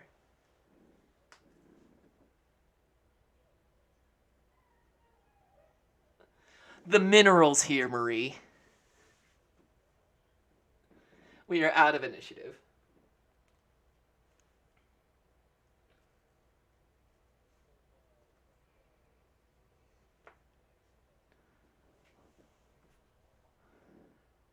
Well, I'm not by myself. I believe the technical term is mephits, and I could ask you the same thing. What are four heavily armed individuals, two of them wearing masks and throwing out magic, doing in the middle of a bunch of ruins?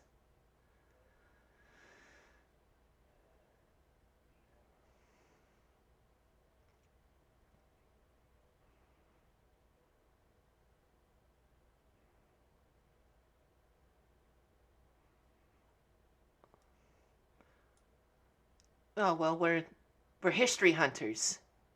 We like to go into old ruins, and I mean, it's Fort Dalton. I've heard there's all sorts of treasure and magic and all sorts of stuff in here. So me and my group, we're stationed over in the old bathhouse. Are I don't know, looking to see if there's anything left finding in Fort Dalton.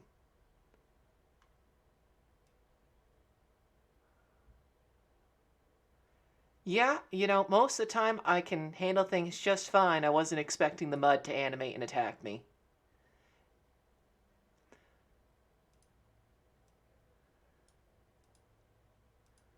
No, not no. I clearly I was not.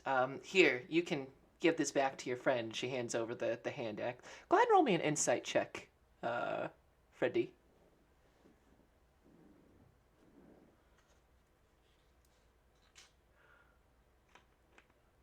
5.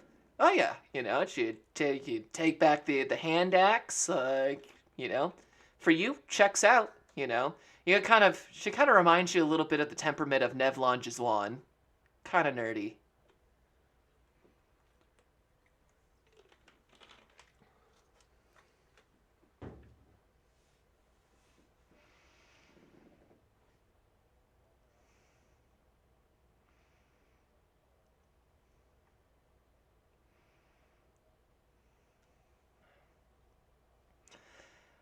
Haven't found any reason why these mephits are here. Normally they wouldn't just be hanging out here unless there's some sort of source, I guess. We've checked the temple with all the gods in it. Looked out here in this amphitheater, but none of us are musicians, so whatever this song stuff on the walls is, couldn't play it even if I wanted to.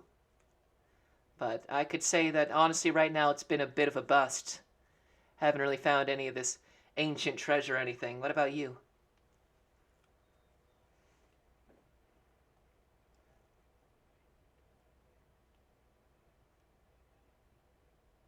Yeah, I might have picked up a little bit about that. I mean, feel free, go down into the amphitheater, see if you can play something. I mean, I sure as hell isn't going to be able to figure it out. If anything, no, you first.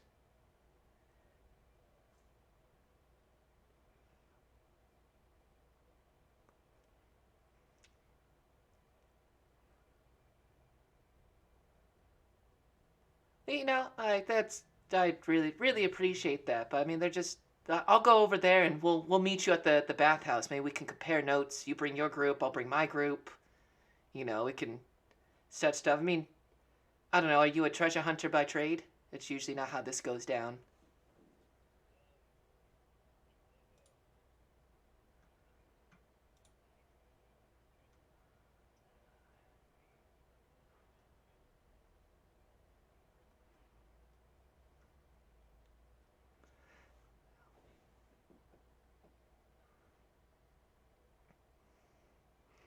Yeah, yeah. So if you've never done it before, you don't let people not in your party see you get the treasure. You got to hold on to it, or then other people can claim it. It's a real shitty thing, but that's the nature of this business. So if there's treasure here, especially for the fancy playing fingers that you got over there, I'm gonna let you hold on to that, whatever it is. But you can call me Rogers. It's Mary, but everybody calls me Rogers.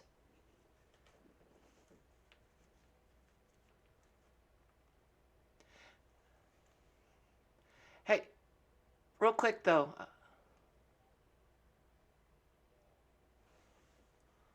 explorer, not an adventurer.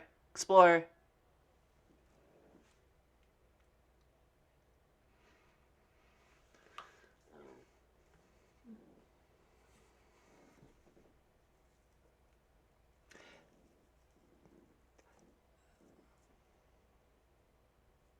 That makes two of us.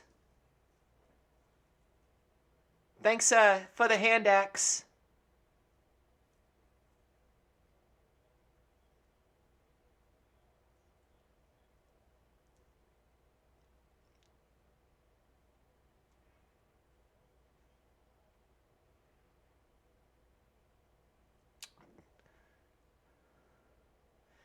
Hey, I appreciate it. I think my life's kind of a big deal, but I'm glad it was such small potatoes to you. That's true, you could have, but you didn't.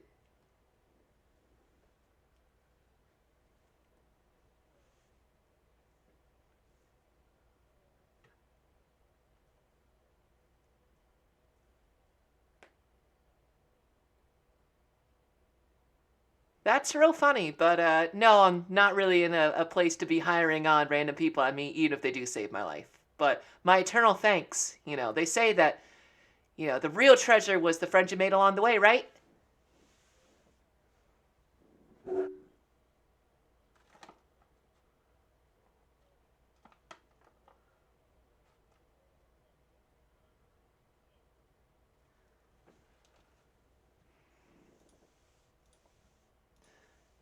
That is correct. And that's a that's a Barringen bathhouse. It's one of the big features of Fort Dalton. Place. Any of you guys hear about the goddess Lyra? Um, with your good roll, Lyra is an old goddess, pre Second Sundering, goddess of joy.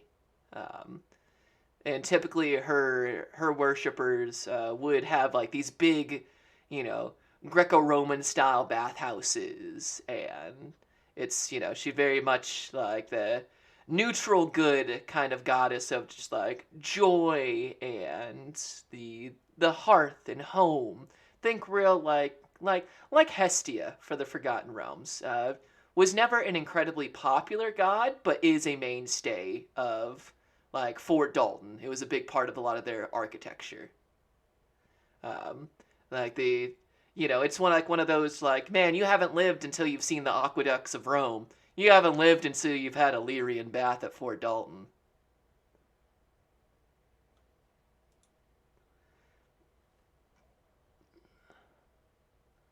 Yeah, we're set up there. I mean, it's for the most part hasn't been taken over by the rest of the forest, uh, like everything else here. So, I mean, go ahead and finish up doing your thing here. I don't know, check out that big fountain. You'll see it, and then behind that, you keep going as the bathhouse. I mean, that's where me and my party is set up. I mean, we'll be waiting for you there.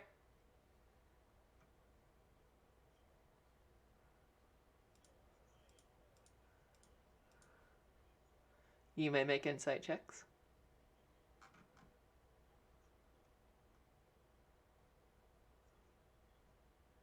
19.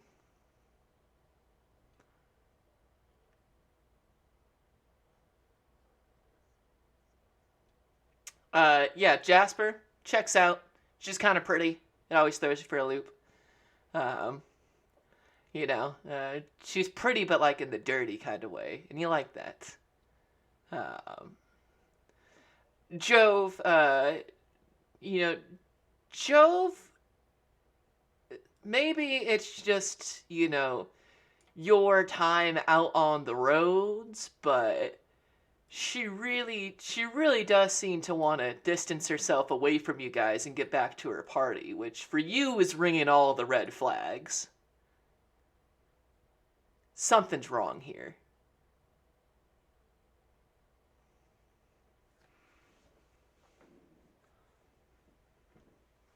You're not sure what it is, but something your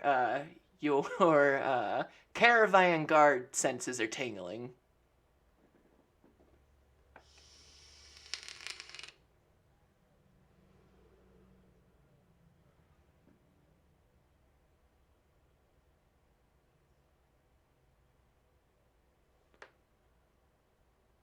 What are we, a theater? Like a troop with a captain?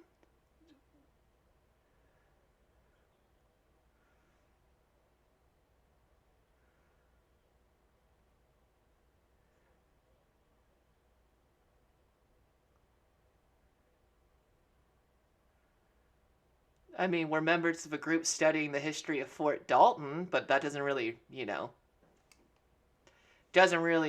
set the mood. I don't know. It seems like a really long name for a group of treasure hunters.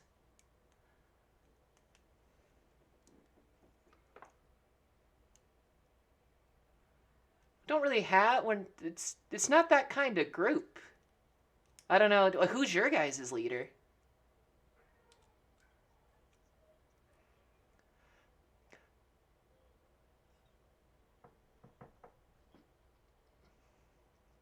Yeah, I'm clearly seeing that.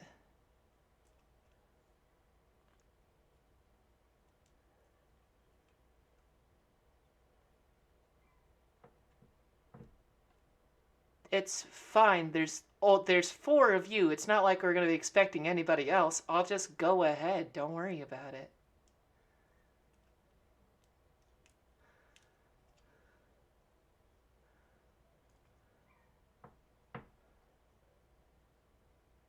Yeah, I mean, you may act as you'd like in response to Jove.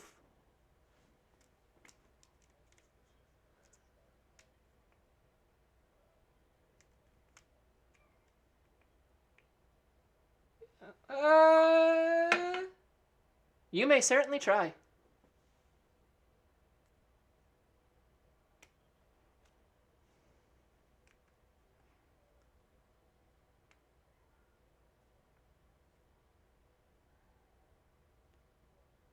I think that you guys go ahead and do that, and I'll go to my group and say thank you, and I think that's the end of this. I'm not really liking how you're not really asking for me for anything anymore. You're telling.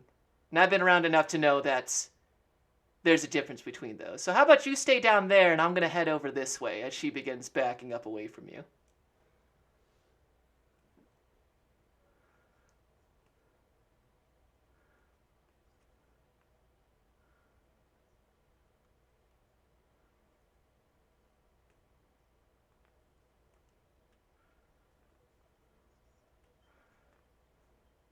Oh, and she doesn't have her back to you. She is backing away. That's not a she's not giving a random group of heavily armed individuals her back in this situation.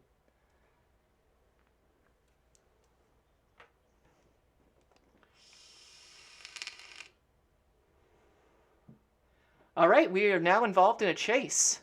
The rules are different now. So, Jasper, go ahead and we're going to start. Roll me a Constitution saving throw.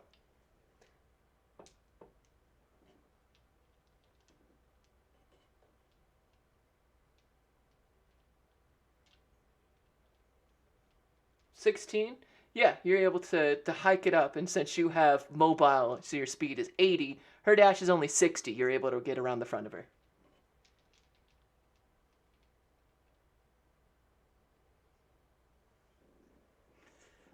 No, but neither does she.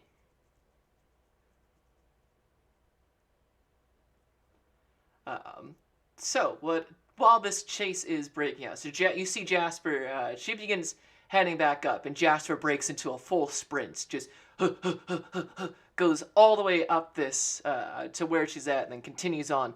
This girl begins to make the dash, but Jasper's right there, in front of her. Freddy, they're probably about 20 or so feet away from you as the rest of you guys see this. Jasper, once again, is surprisingly fast. Just 1 minute she's down at the bottom of this amphitheater, the next she has overtaken this woman and is standing right in front of her. This girl almost runs straight into Jasper.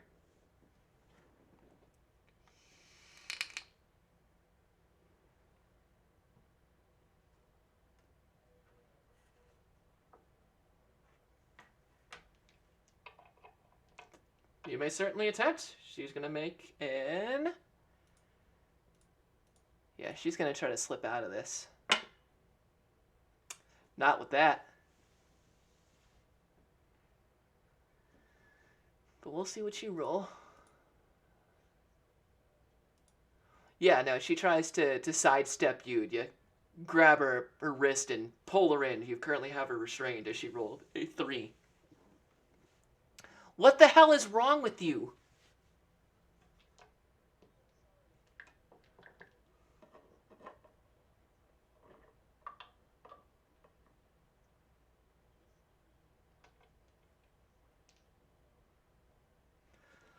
If anyone hears a fucking banding, it's you four.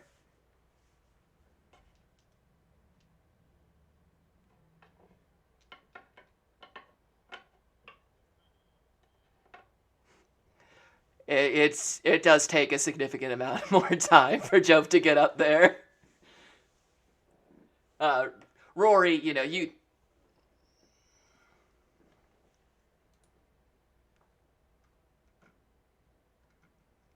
Who is that towards?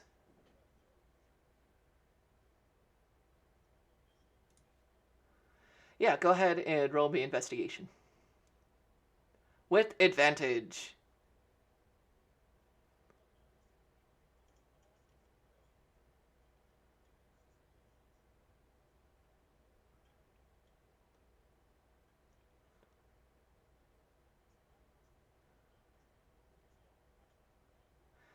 A 21, you find on her person that she actually is armed, that she has a small short sword tucked away on her. Um, she looking through, you find the an explorer's pack, like everything that you would expect to find on explorer, but you also find a necklace on her, and it is in the shape of like a triangle with like on the bottom part of it that makes a base, so it's a you know almost closer to like an isosceles, I believe is the correct word for this, but there's like a oh gosh, like a rectangle that fills like the middle of it and attaches to the bottom part of it that she wears underneath that you find on her.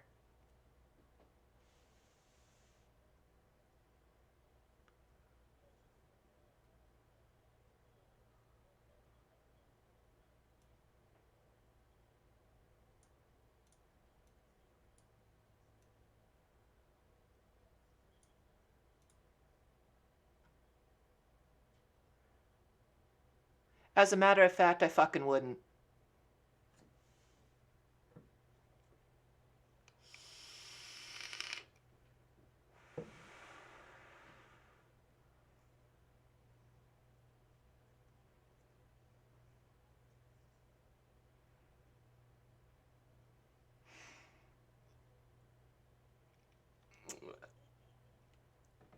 Oh, there's an infinite amount of ways I want to walk forward from this conversation, but I'm gonna choose none of them. So yes, you do have her bound up and everything, just glaring the whole time. But there's 4 of you and only 1 of her. So before too long, Jove, with your expertise in, uh, I guess just regular bondage. I don't know if we call this fun or bad or good. Your expertise in knot tying. You have yourself. You have Barry Rogers currently captive. Mouth bounds, hands bounds. You basically got her hogtied.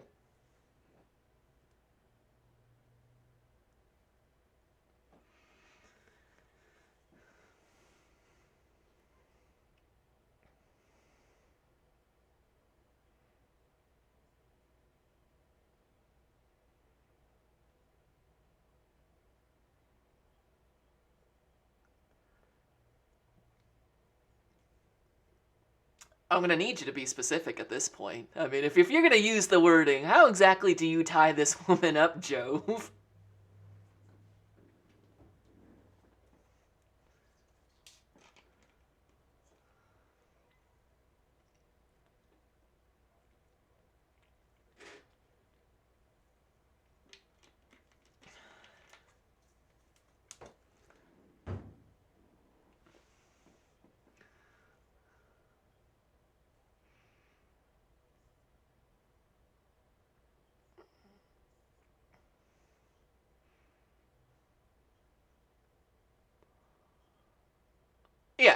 I got you.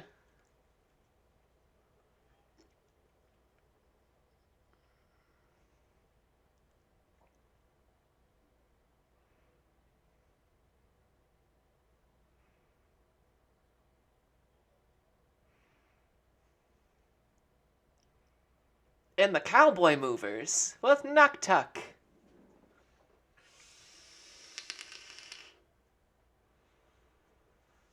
Hero of the South.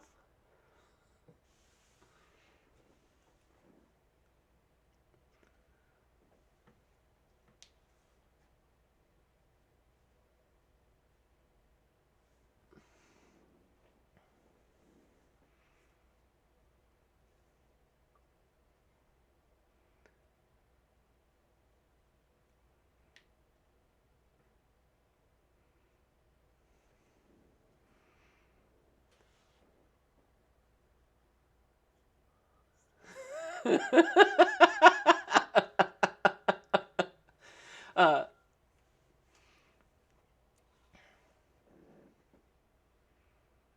Yeah, she's up at the top of the amphitheater while the team is huddling up. Freddy, you go back down to the bottom, detect magic on. Well, with the 10 minutes and everything, and you look. You stand right at the center, and you look up, and you see that there are around kind of like the. Oh, you look at her first. Nothing. She doesn't ping with anything. She is non-magical in nature. You head on down and you stand at that kind of center spot, and um, you see it's almost as if you're looking at the outlines of what this amphitheater used to be. It's almost like, I don't know if the use of ley lines is correct, but you see kind of like 8 nodes, and with your detect magic, it's like you can see this like 8 note song in different places, and you can see places where like uh, the forest has overtaken seeding in areas where you would have been able to see a note, but since you're looking using your detect magic, you can see it, and you see like an 8 note, almost like a small song. And you're like, oh yeah, like that's C, and then that one's A, and then that one's F, and by the time you're done looking at it, you have, a bit of a song here. Go ahead and roll me a ditty. Go ahead and roll me a performance. Please roll a ditty roll. Proficiency in ditties. A 12. Luckily, now that you see it, it's not particularly hard, um, but it is in a strange kind of like, it jumps. You play it once and it just sounds. You're like, well, that sounds off, and so you start messing with the sharps and the flats of it and getting it down until you get it just right, and then you do a scale and it jumps and doom doom doom doom doom doom doom doom doom doom. As that last note kind of goes out, it reverberates through, and the rest of you, as you have this, as you have Rogers currently captive, like you hear it, and just this wave of sound erupts, and you can hear kind of birds scattering and everything as it shoots out. Freddy, beneath you, this trap door opens and you fall. Make me a dexterity saving throw.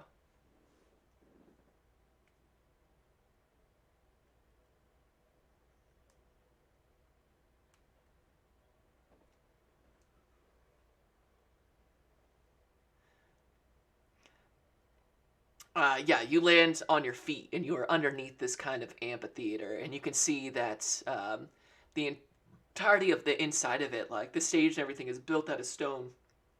And while there are cracks and everything here, the air is, while it's cold and kind of damp, it's like this does feel like the first bit of air to really come in here in quite some time. It's more cold, and looking around, it's incredibly dark.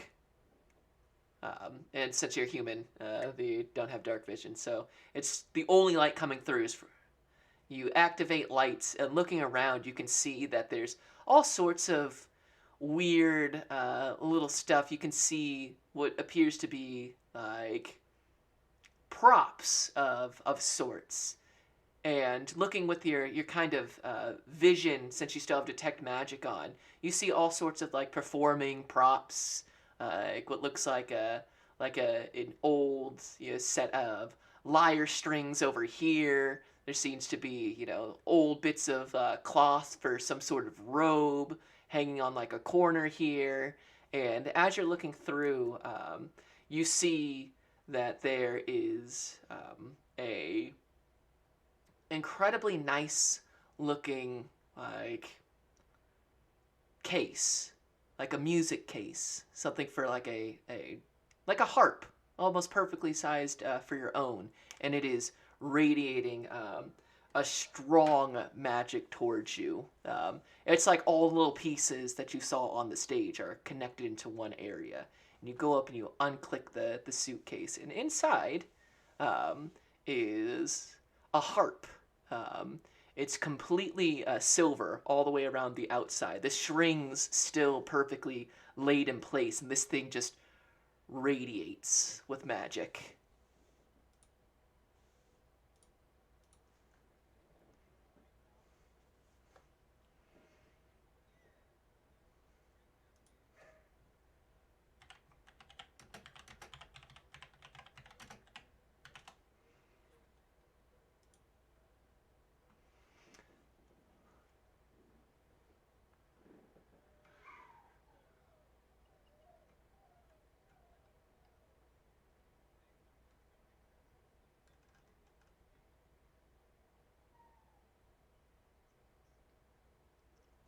You you search this and you find in it it is this beautiful silver harp.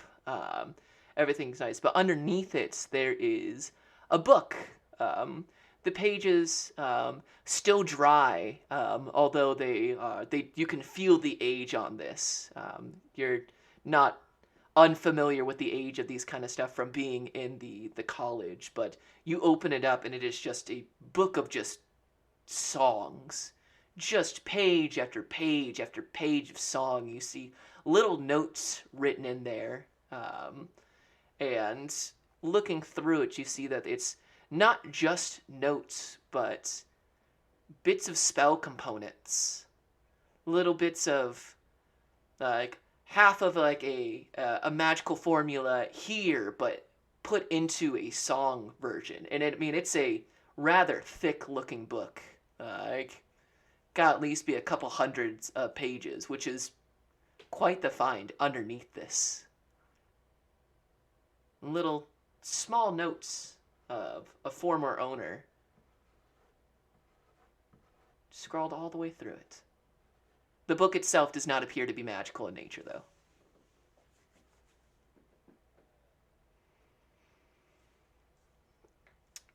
Looking around, you don't see any way out of here, but the trapdoor has not closed. It's still open.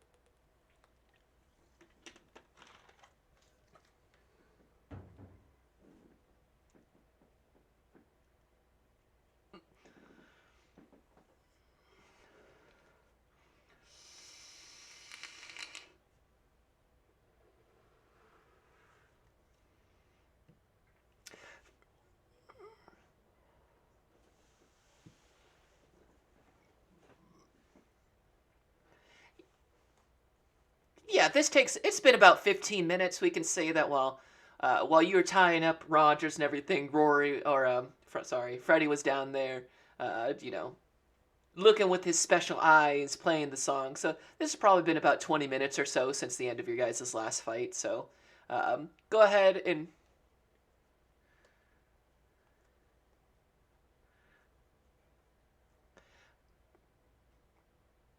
go ahead. Ancient treasure rolls. I've got two. Does anybody else want to roll for ancient treasure? Fuck no, says Jove. Go ahead and give me those ancient rolls and how many downtime days you're spending.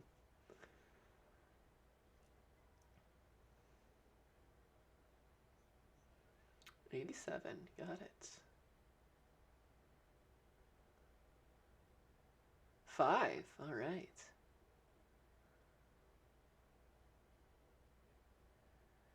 57, okay. Um, Freddy, roll me 2d6. Jasper, roll me 3d10. 6. Okay. You, looking through kind of the down here in this area, you do find a brooch, Freddy, of a griffin head, completely gold all the way through, not gilded, actual gold. It is worth 60 gold pieces.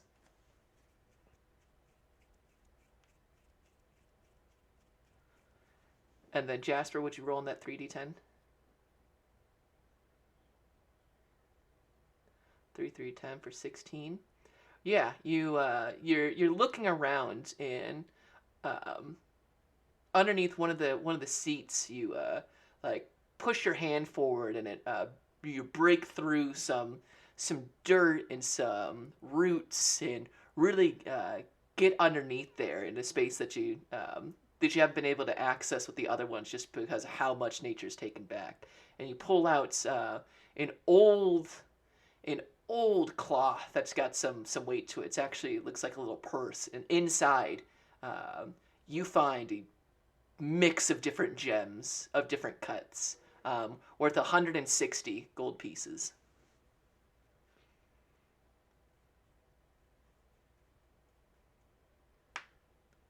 Can you repeat that?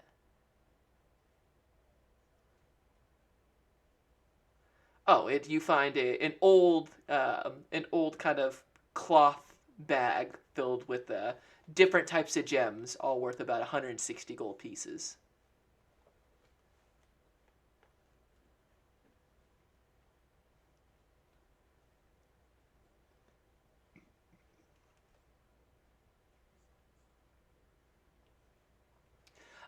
Freddie, would you roll me an athletics check with advantage?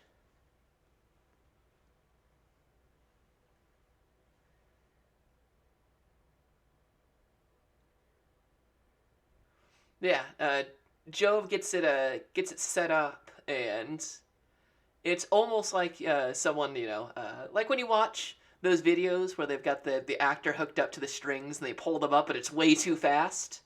Um, you both, Jove pulls on this, and then you jump up and, huh!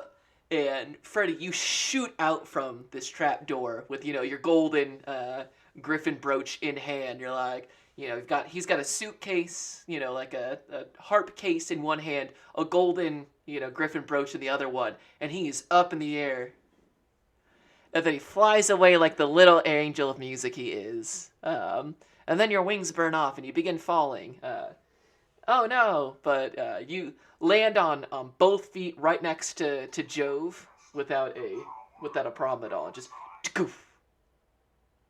Not even hurt a little bit. You don't even sink in. You're on that stage still, so you don't even sink into any mud. It just land perfectly with your case in one hand and your brooch in the other hand, and rejoin your party.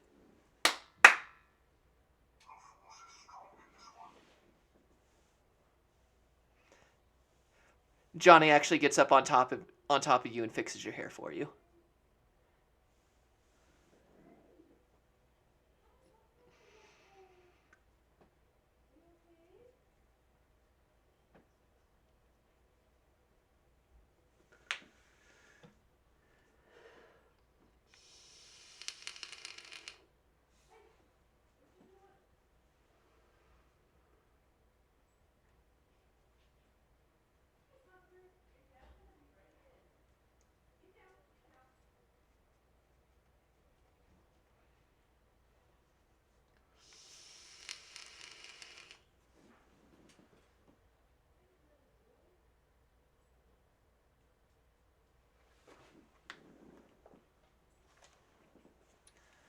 So, odd jobs. What's next?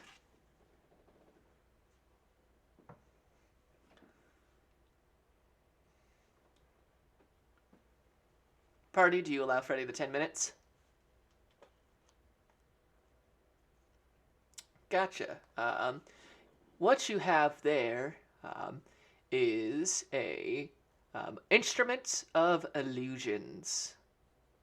It is a wondrous item, requires attunement. While you are playing this musical instrument, you can create. Yes, but since you are a bard, this radius increases to 15 feet. Yes, and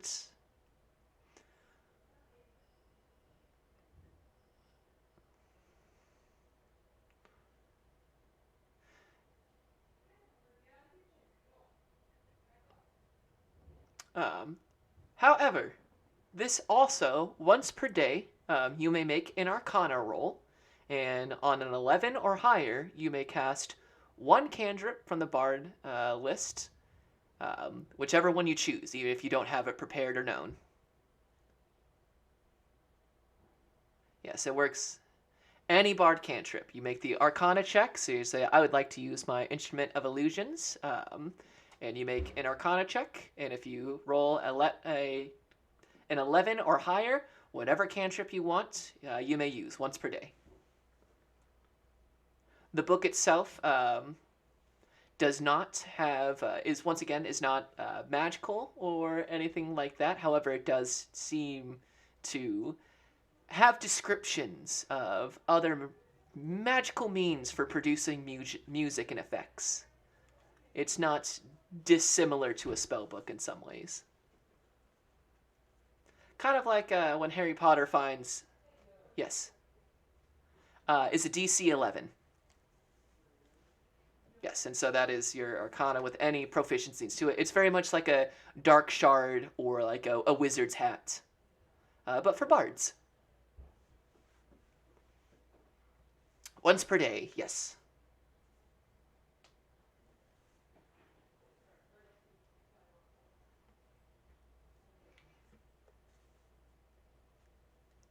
Just a little something. It also counts. This harp does count as a spellcasting focus.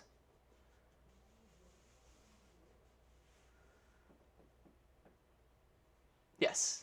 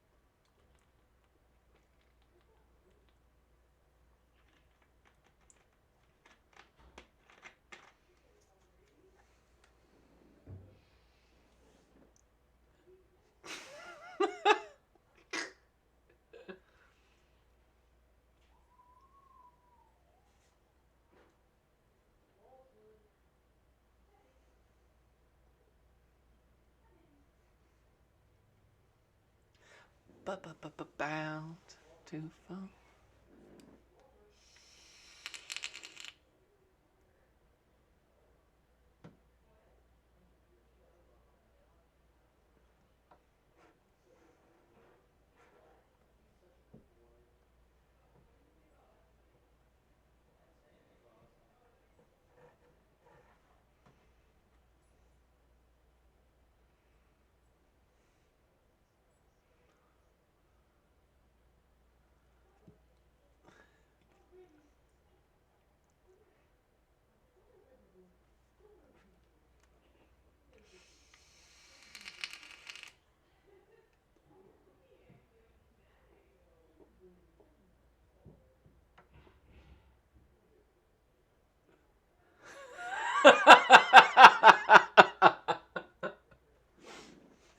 Yeah, no, it's her fault.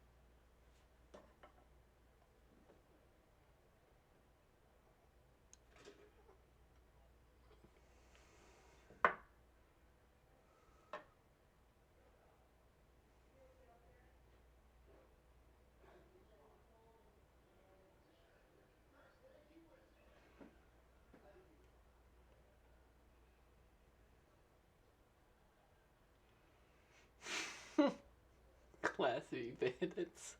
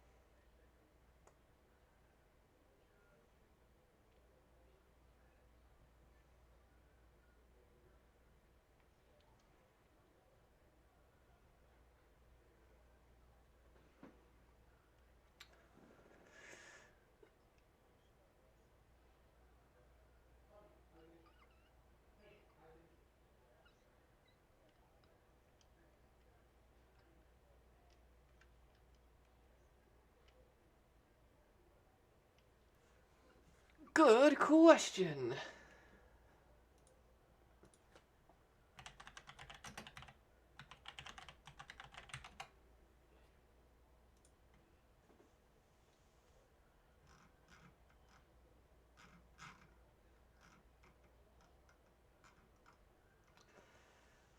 Yeah. Nope. There's you have it until really you take a long. Yeah, until it doesn't have a limit on it. So go for it. You still have it. And that most definitely applies to your College of Creation.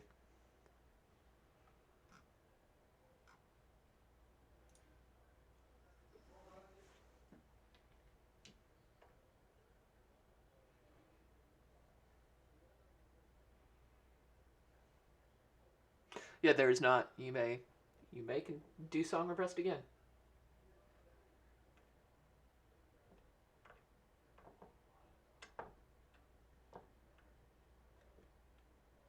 Hmm.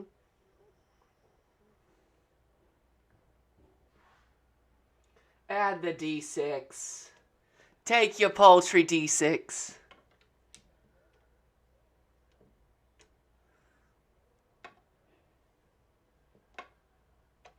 Sneaky.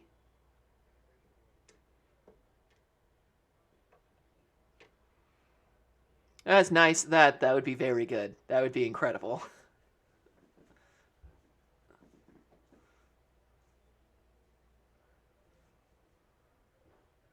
Okay, so with the short rest, where are you storing Rogers?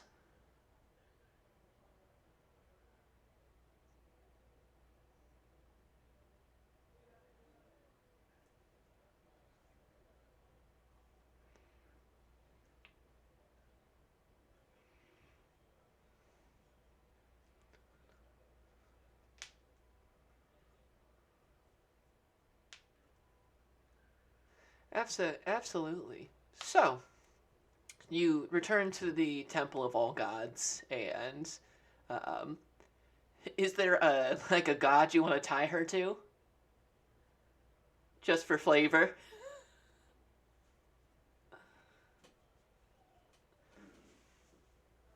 because there's not like, with this would have been like a big open temple where there's not like side rooms or anything where anybody could come in and worship their gods. Each of these statues is, would count as like a large creature, like takes a 10 by 10 area. So there's not like there's small rooms, and if there were, nature has overtaken them. So it's really just all of these statues and such. So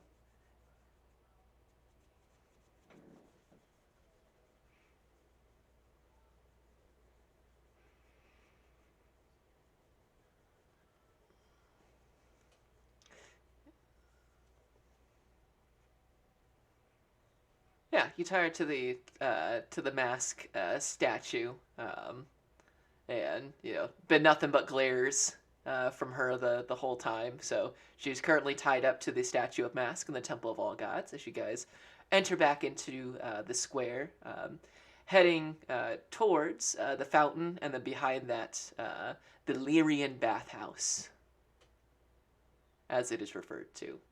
Uh, Go ahead and make me a perception check as you pass by this fountain.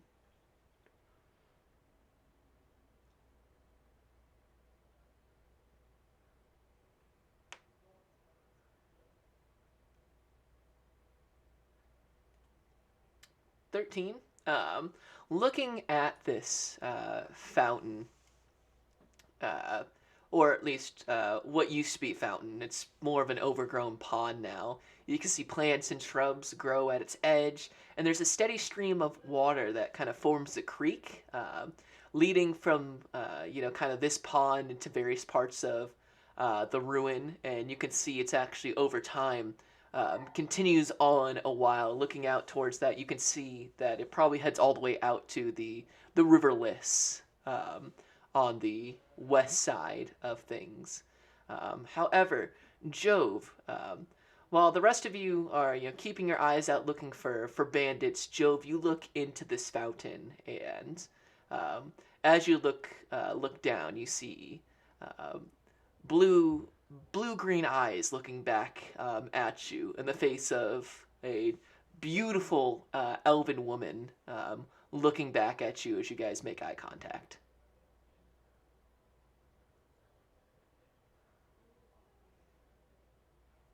And as you say that and pull back, she almost like sits up in the water. You can see that she's wearing um, like a neck piece made out of different shells and like pearls and the like, and two other um, elven individuals kind of sit up next to her, and she puts her hands up. And who speaks Elven here? You understand, and she says, "Ah, right. So the both of you understand." She says, "We mean you absolutely no harm. We're not here to attack you. Please do not unsheath your weapons." She has both hands out, although her two elven individuals on the side do keep weapons in hand, although she does have her hands up.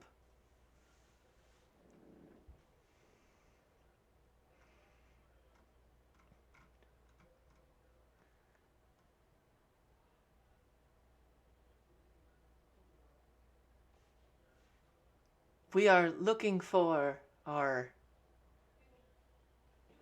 we're looking for our prince currently. She says, and it's an accent of elf that you have not come into contact with, Jove. It's like if you spoke Spanish and then you went to Mexico and heard the Spanish there, you're like, that's not quite right. Where's your lisp? Um, it's very it's very bubbly for Elven.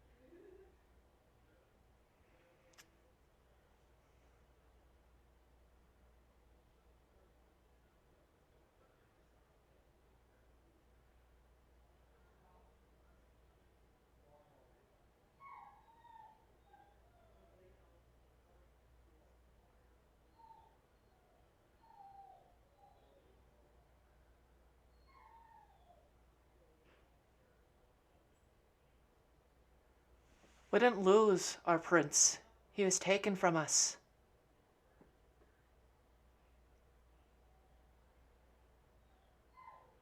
They go by many names, but they're a cult in worship to the dark gods of the water.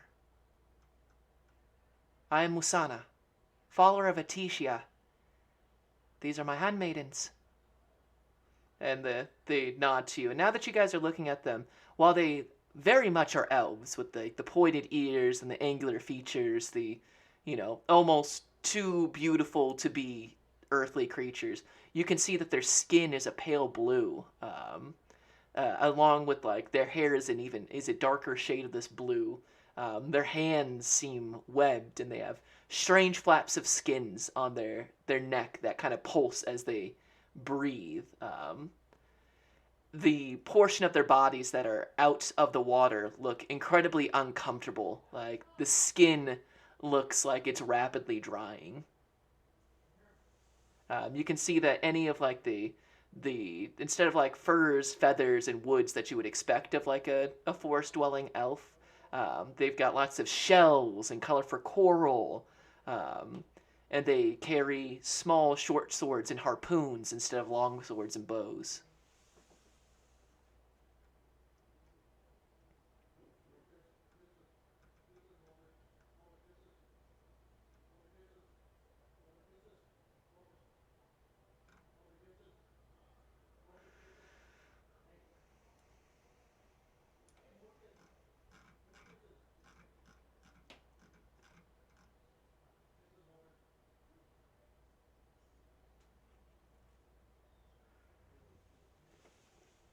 Now we follow.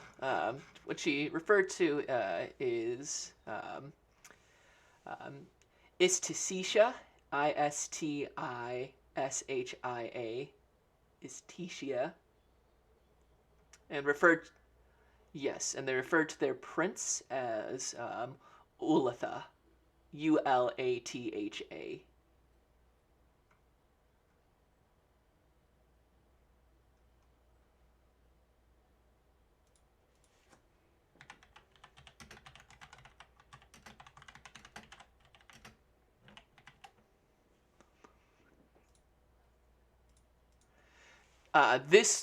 This like pond flows out into the River Liss, connects the two, but it does not connect to the bathhouse behind.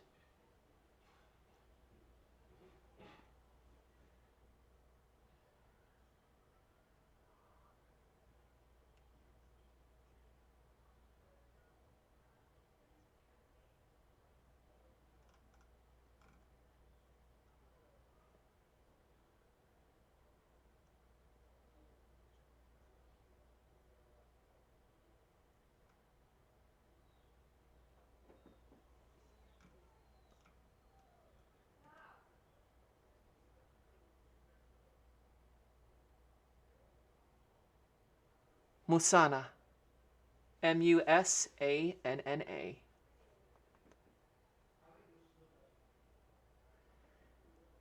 And she looks towards the bathhouse and says, "This cult of crushing wave, it's takes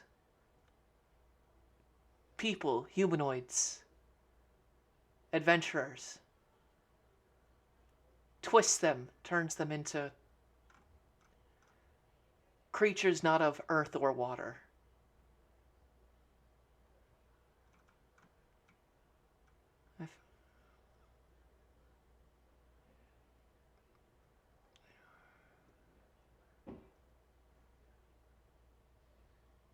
Then we speak of the same cult, one of the same."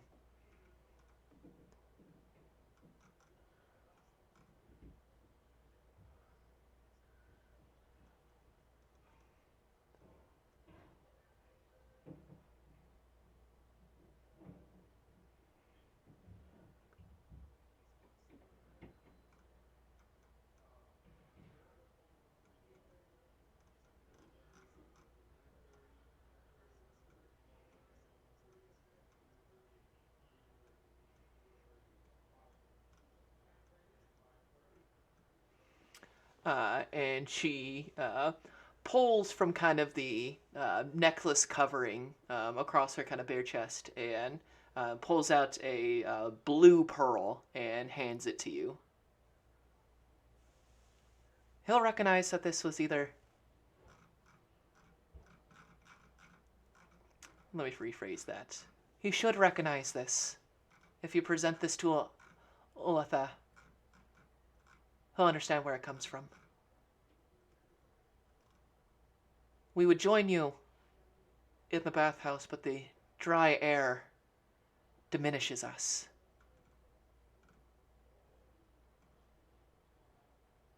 We're not made to walk on the earth, but to swim down into the deeps of the ocean. And he has been too far gone from the Moon Sea.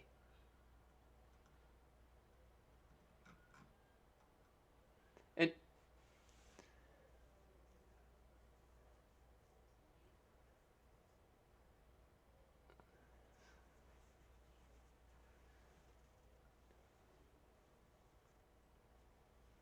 and she immediately, her eyes light up, and she nods, and she sinks back down into the water, and you can see her take a what looks like an incredibly large breath. Like his skin re-moistens as kind of her two goes through the same. She comes back up, and her skin re-wets. The gills on the side of her neck looking less agitated, and nods. One and the same.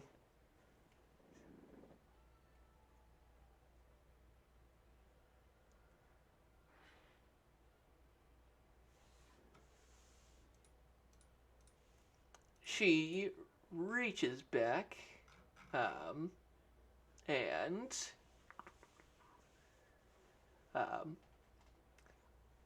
hands over a kit. It is a healer's kit with 4 uses remaining, and says, "We are able to take this off of one of them. It is unsuited for our purposes, but perhaps it will help you in the fight to come."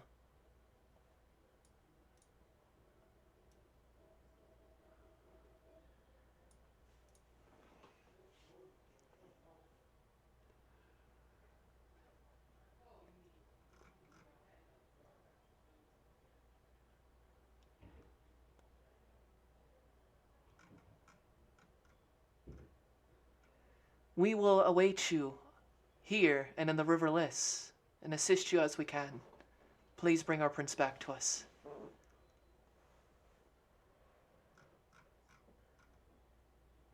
And she nods to you, and Jove, she's stunning, just absolute. In a strange way, all elves are kind of beautiful. There's just no getting around it. They're just unlike anything else, and especially the proportions are just so foreign, especially to a halfling, and she is even more so. She's everything that's beautiful with the Moon Sea, um, all at once. In fact, for the especially for you, Jasper, you feel very much the same. She kind of reminds you of like Lyrene and the rest of them. Have that same kind of eye color and hair, just taken to like the nth degree. Um, Even if, yeah, for Rory, you've never seen a creature quite built like this. Just completely so situated. I mean, for Rory, for you, you're just impressed because the body is just so refined to being in the water. There's almost a jealousy in being able to refine your body in such a way.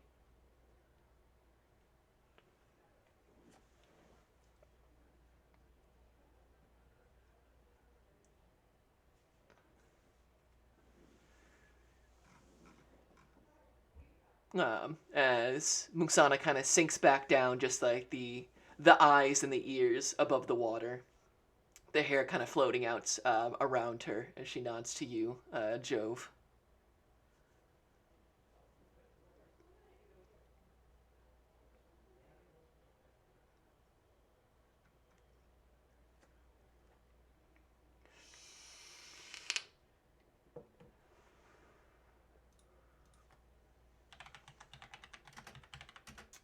a healer's kit. Um, you do not need proficiency in it, though being proficient means that you are better at it. As an action, you can expend one of its uses to stabilize a creature that has 0 hit points. Um, with okay, so it is. Um, Even if you're not proficient in it, you can use one of its uses to stabilize a creature without making a Wisdom check. If you're proficient in it, you can get more bonuses from it. But any creature can use the medicine kit to stabilize without rolling for medicine.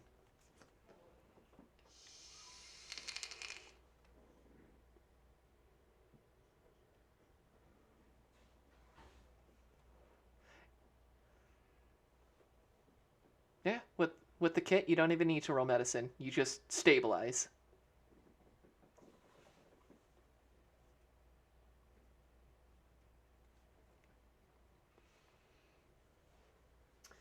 Yucky.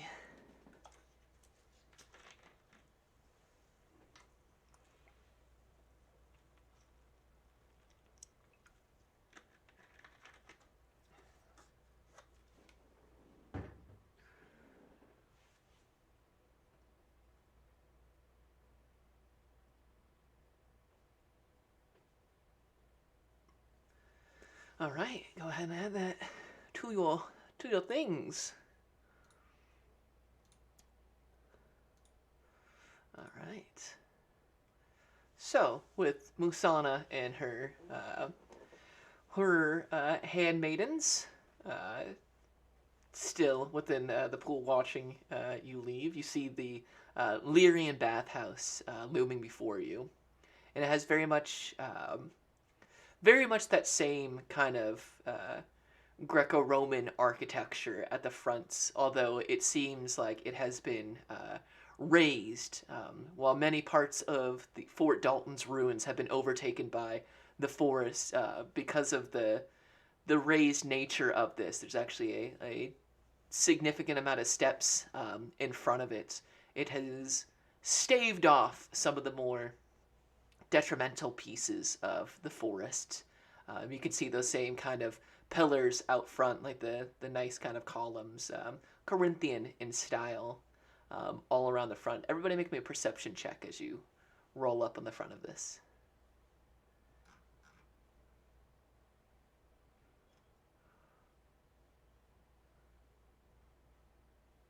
16, 21, 15.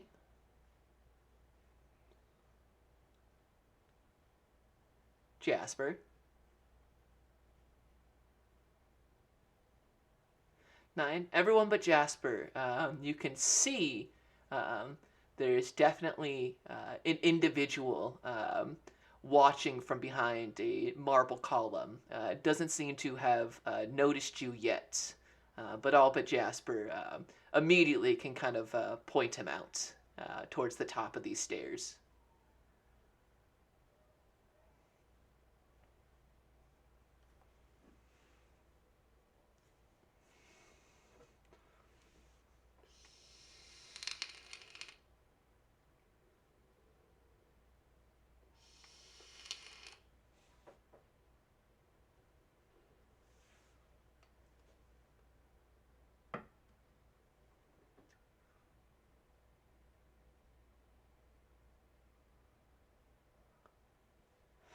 You'd say it's probably 50 feet up these steps.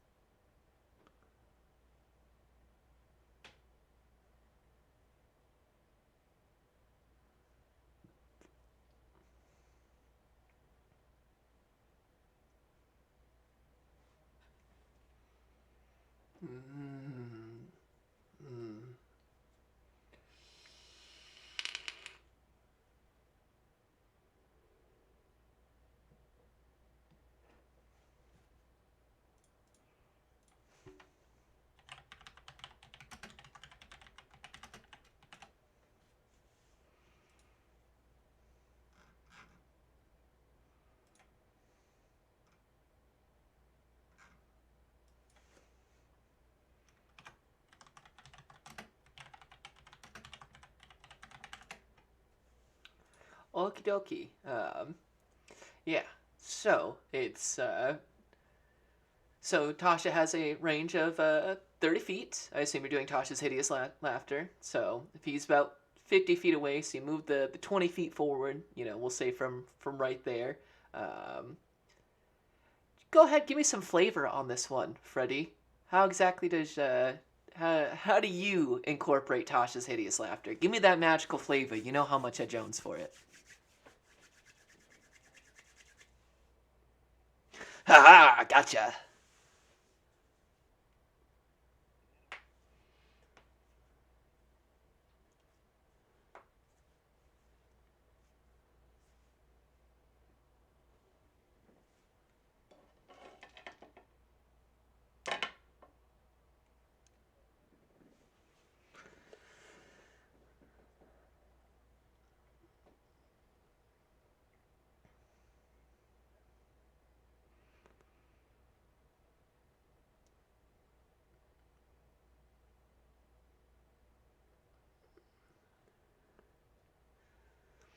And immediately it starts as a giggle, and then it overtakes them. And as he's like looking around, they get closer and closer, and the slapstick routine starts going across his body. It's like he's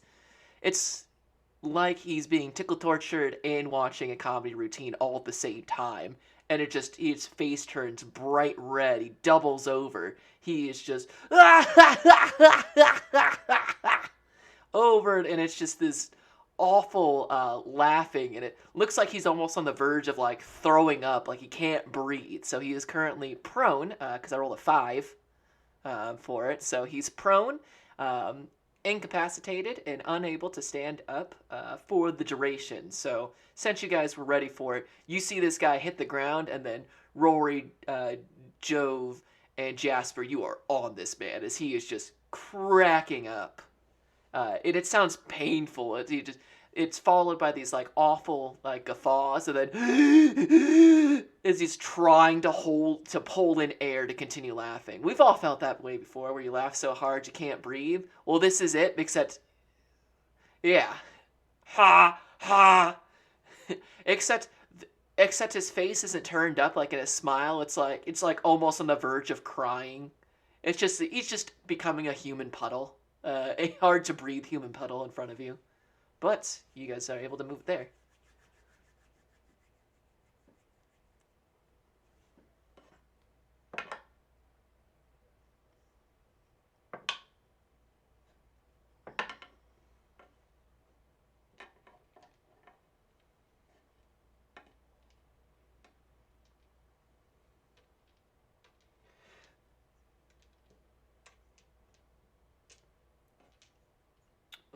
One round goes and he continues to laugh, and you make it up behind the pillars. A second round goes. Mm-hmm.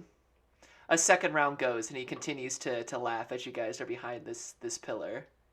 A third round goes and he continues to laugh. Um, on the fourth round, however, the laughing finally as he like spreads out like after a hard workout, trying to just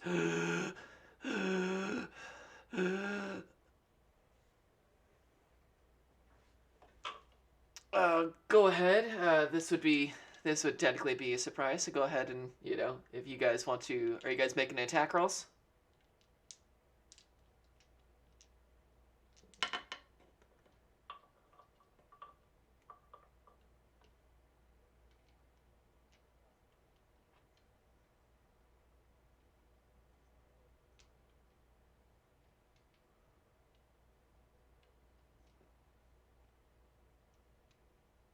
Yeah, I mean you guys had the surprise round, so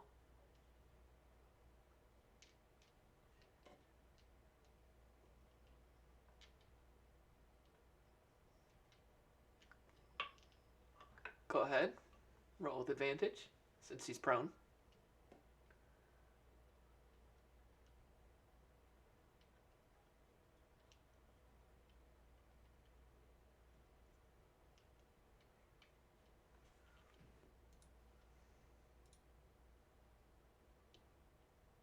The 25 will hit.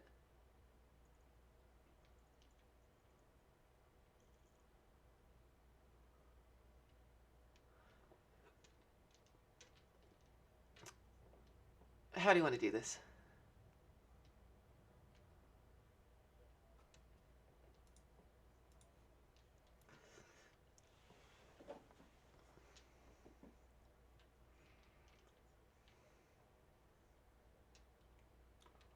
Whoosh. And you can see his the laughing, the breathing. It all stops. There's a small gurgle, and then like a broken fountain. It spreads out for just a bit before the water begins to, or the blood of his life, the water of his life, begins to go down the steps. Just down one step and then pools, and goes down another step and then pools, and then goes down another step and pools. But now that you guys are at the top here, you don't hear anybody running up. Instead, now that you're at the top of this, you can hear deeper inside.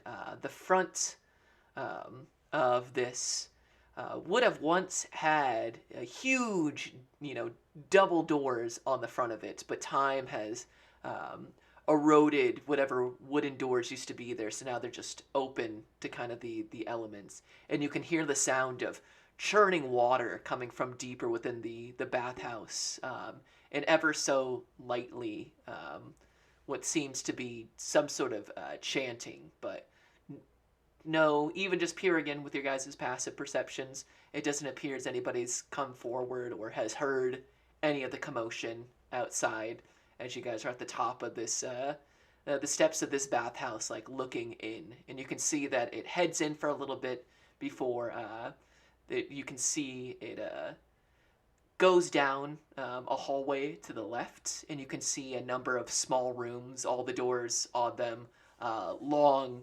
faded or rusted away, and then continue on straight. There seems to be a large kind of archway where the noise is emanating from.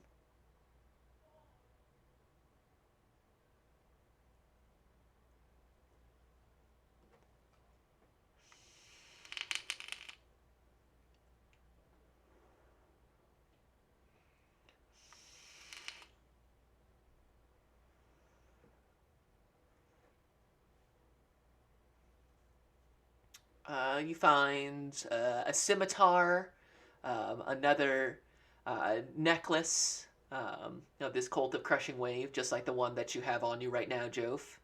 Almost exactly like it. Um, you find like a silver tankard on him. Uh, might be worth a little bit of something, but for the most part, more just like, you know, rations, just like other things that you would find on an explorer slash bandit of this nature. Yes, you would do indeed find one around him. That same kind of triangle with the little ditty.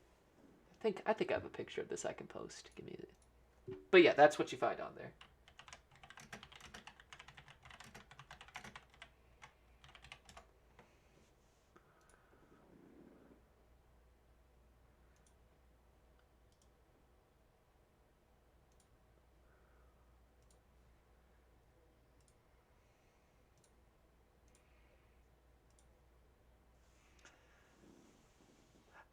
I misspoke. This is what the symbol looks like. My mistake.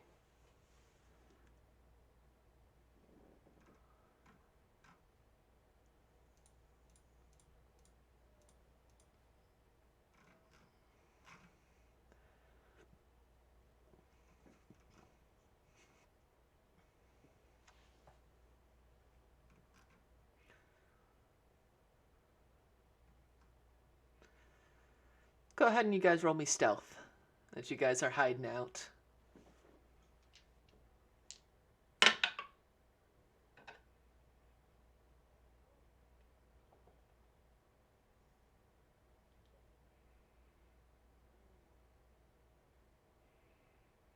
Nine. Yeah, you guys hide out. You wait the whole 10 minutes. Listening in, you can hear the churning water gets louder.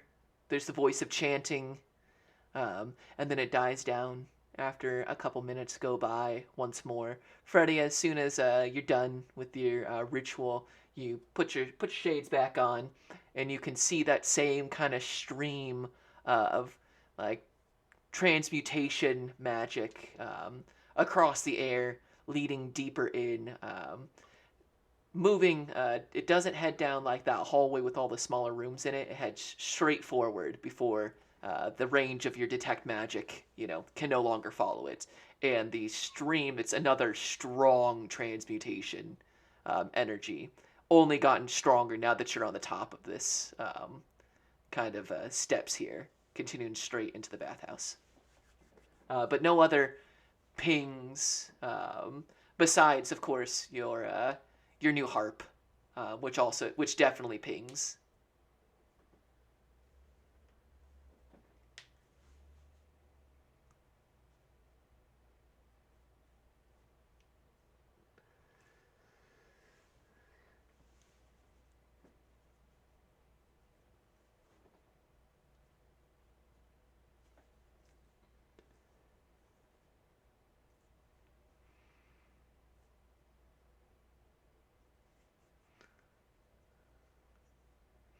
All right. So Jasper leading the way, followed by Jove, followed by.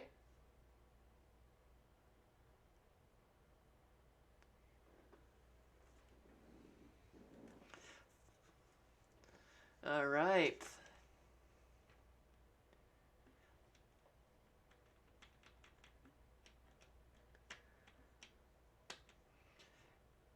Yeah, go ahead and search for traps and such. Go ahead and make me a perception check, Jasper.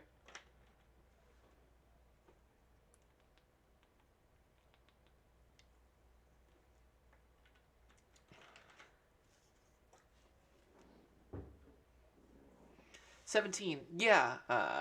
You don't see any setup for like trip wires or pressure plates or anything like that. Um, Looking, you can see that there does appear to be signs of heavy foot traffic going from the kind of the archway in front of you, and less so to the smaller rooms off to the side.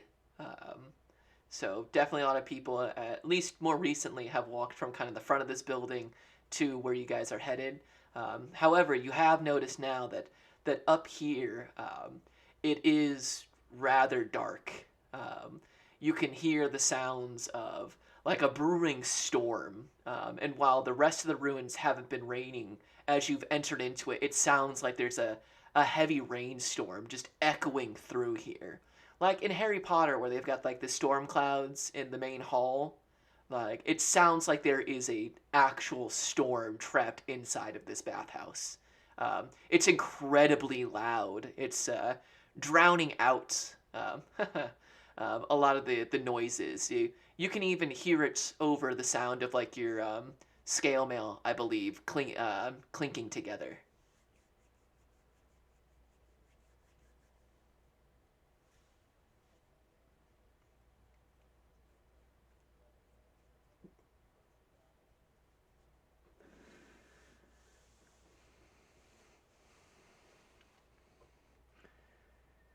But yeah, you don't see any. Yeah, you don't see any traps. You don't see any lurking figures around here. But you can once again hear kind of the chanting, and the storm is growing once again.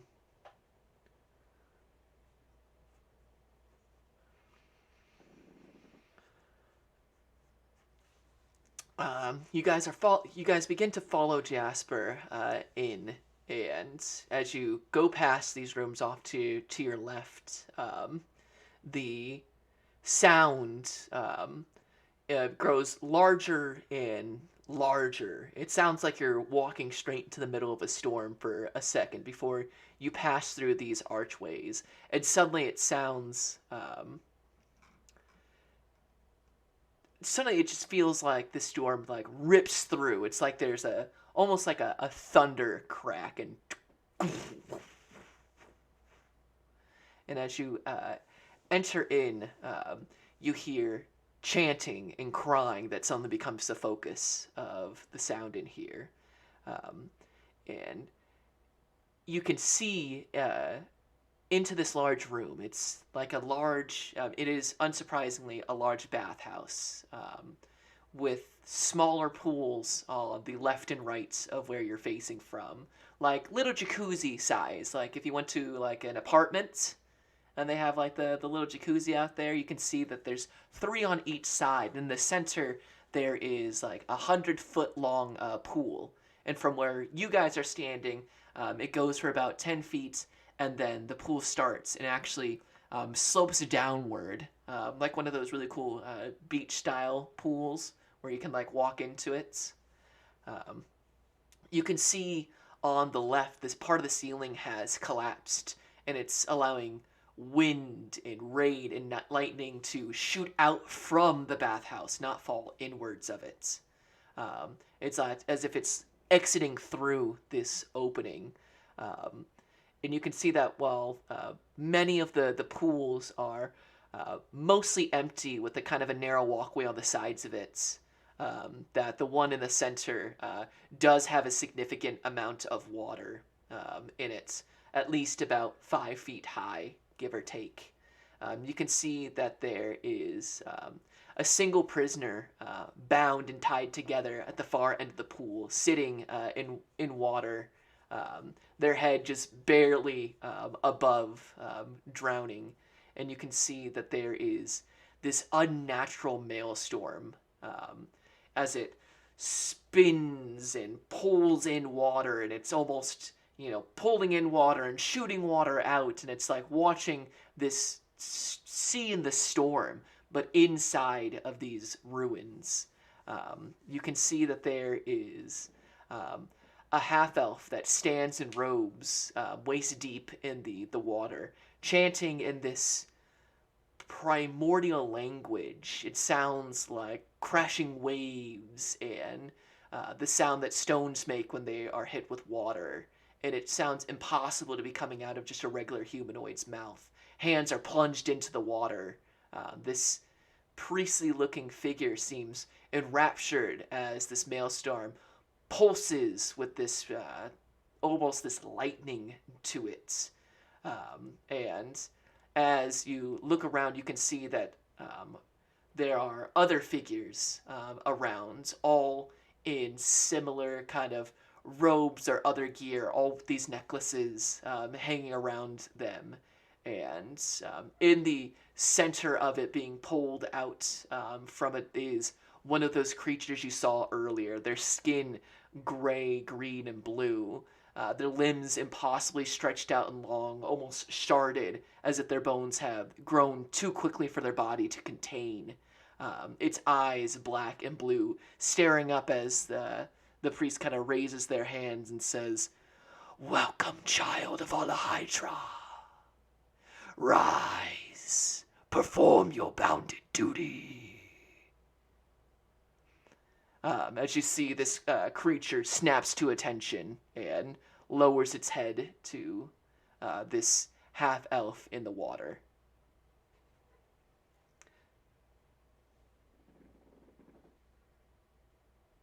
And I think that's actually where we're going to end it for today.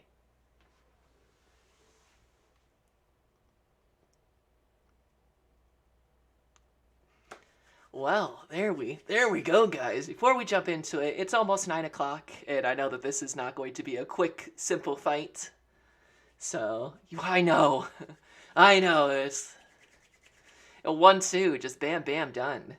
So, we will call it there for the evening. Let's say goodnight to chat. Thank you, chat. Casino, thanks. Feet, Ice Wizard, Silly Gnome 225. Maddie, of course, Omari, because I know it looked like you hopped in there for a little bit. Thank you so much for watching. We will be back next Sunday for the second half, or I guess the final third, depending on how you want to look at it, for Dark Rites at Fort Dalton. Much love, peace in the Middle East. Bye, chat.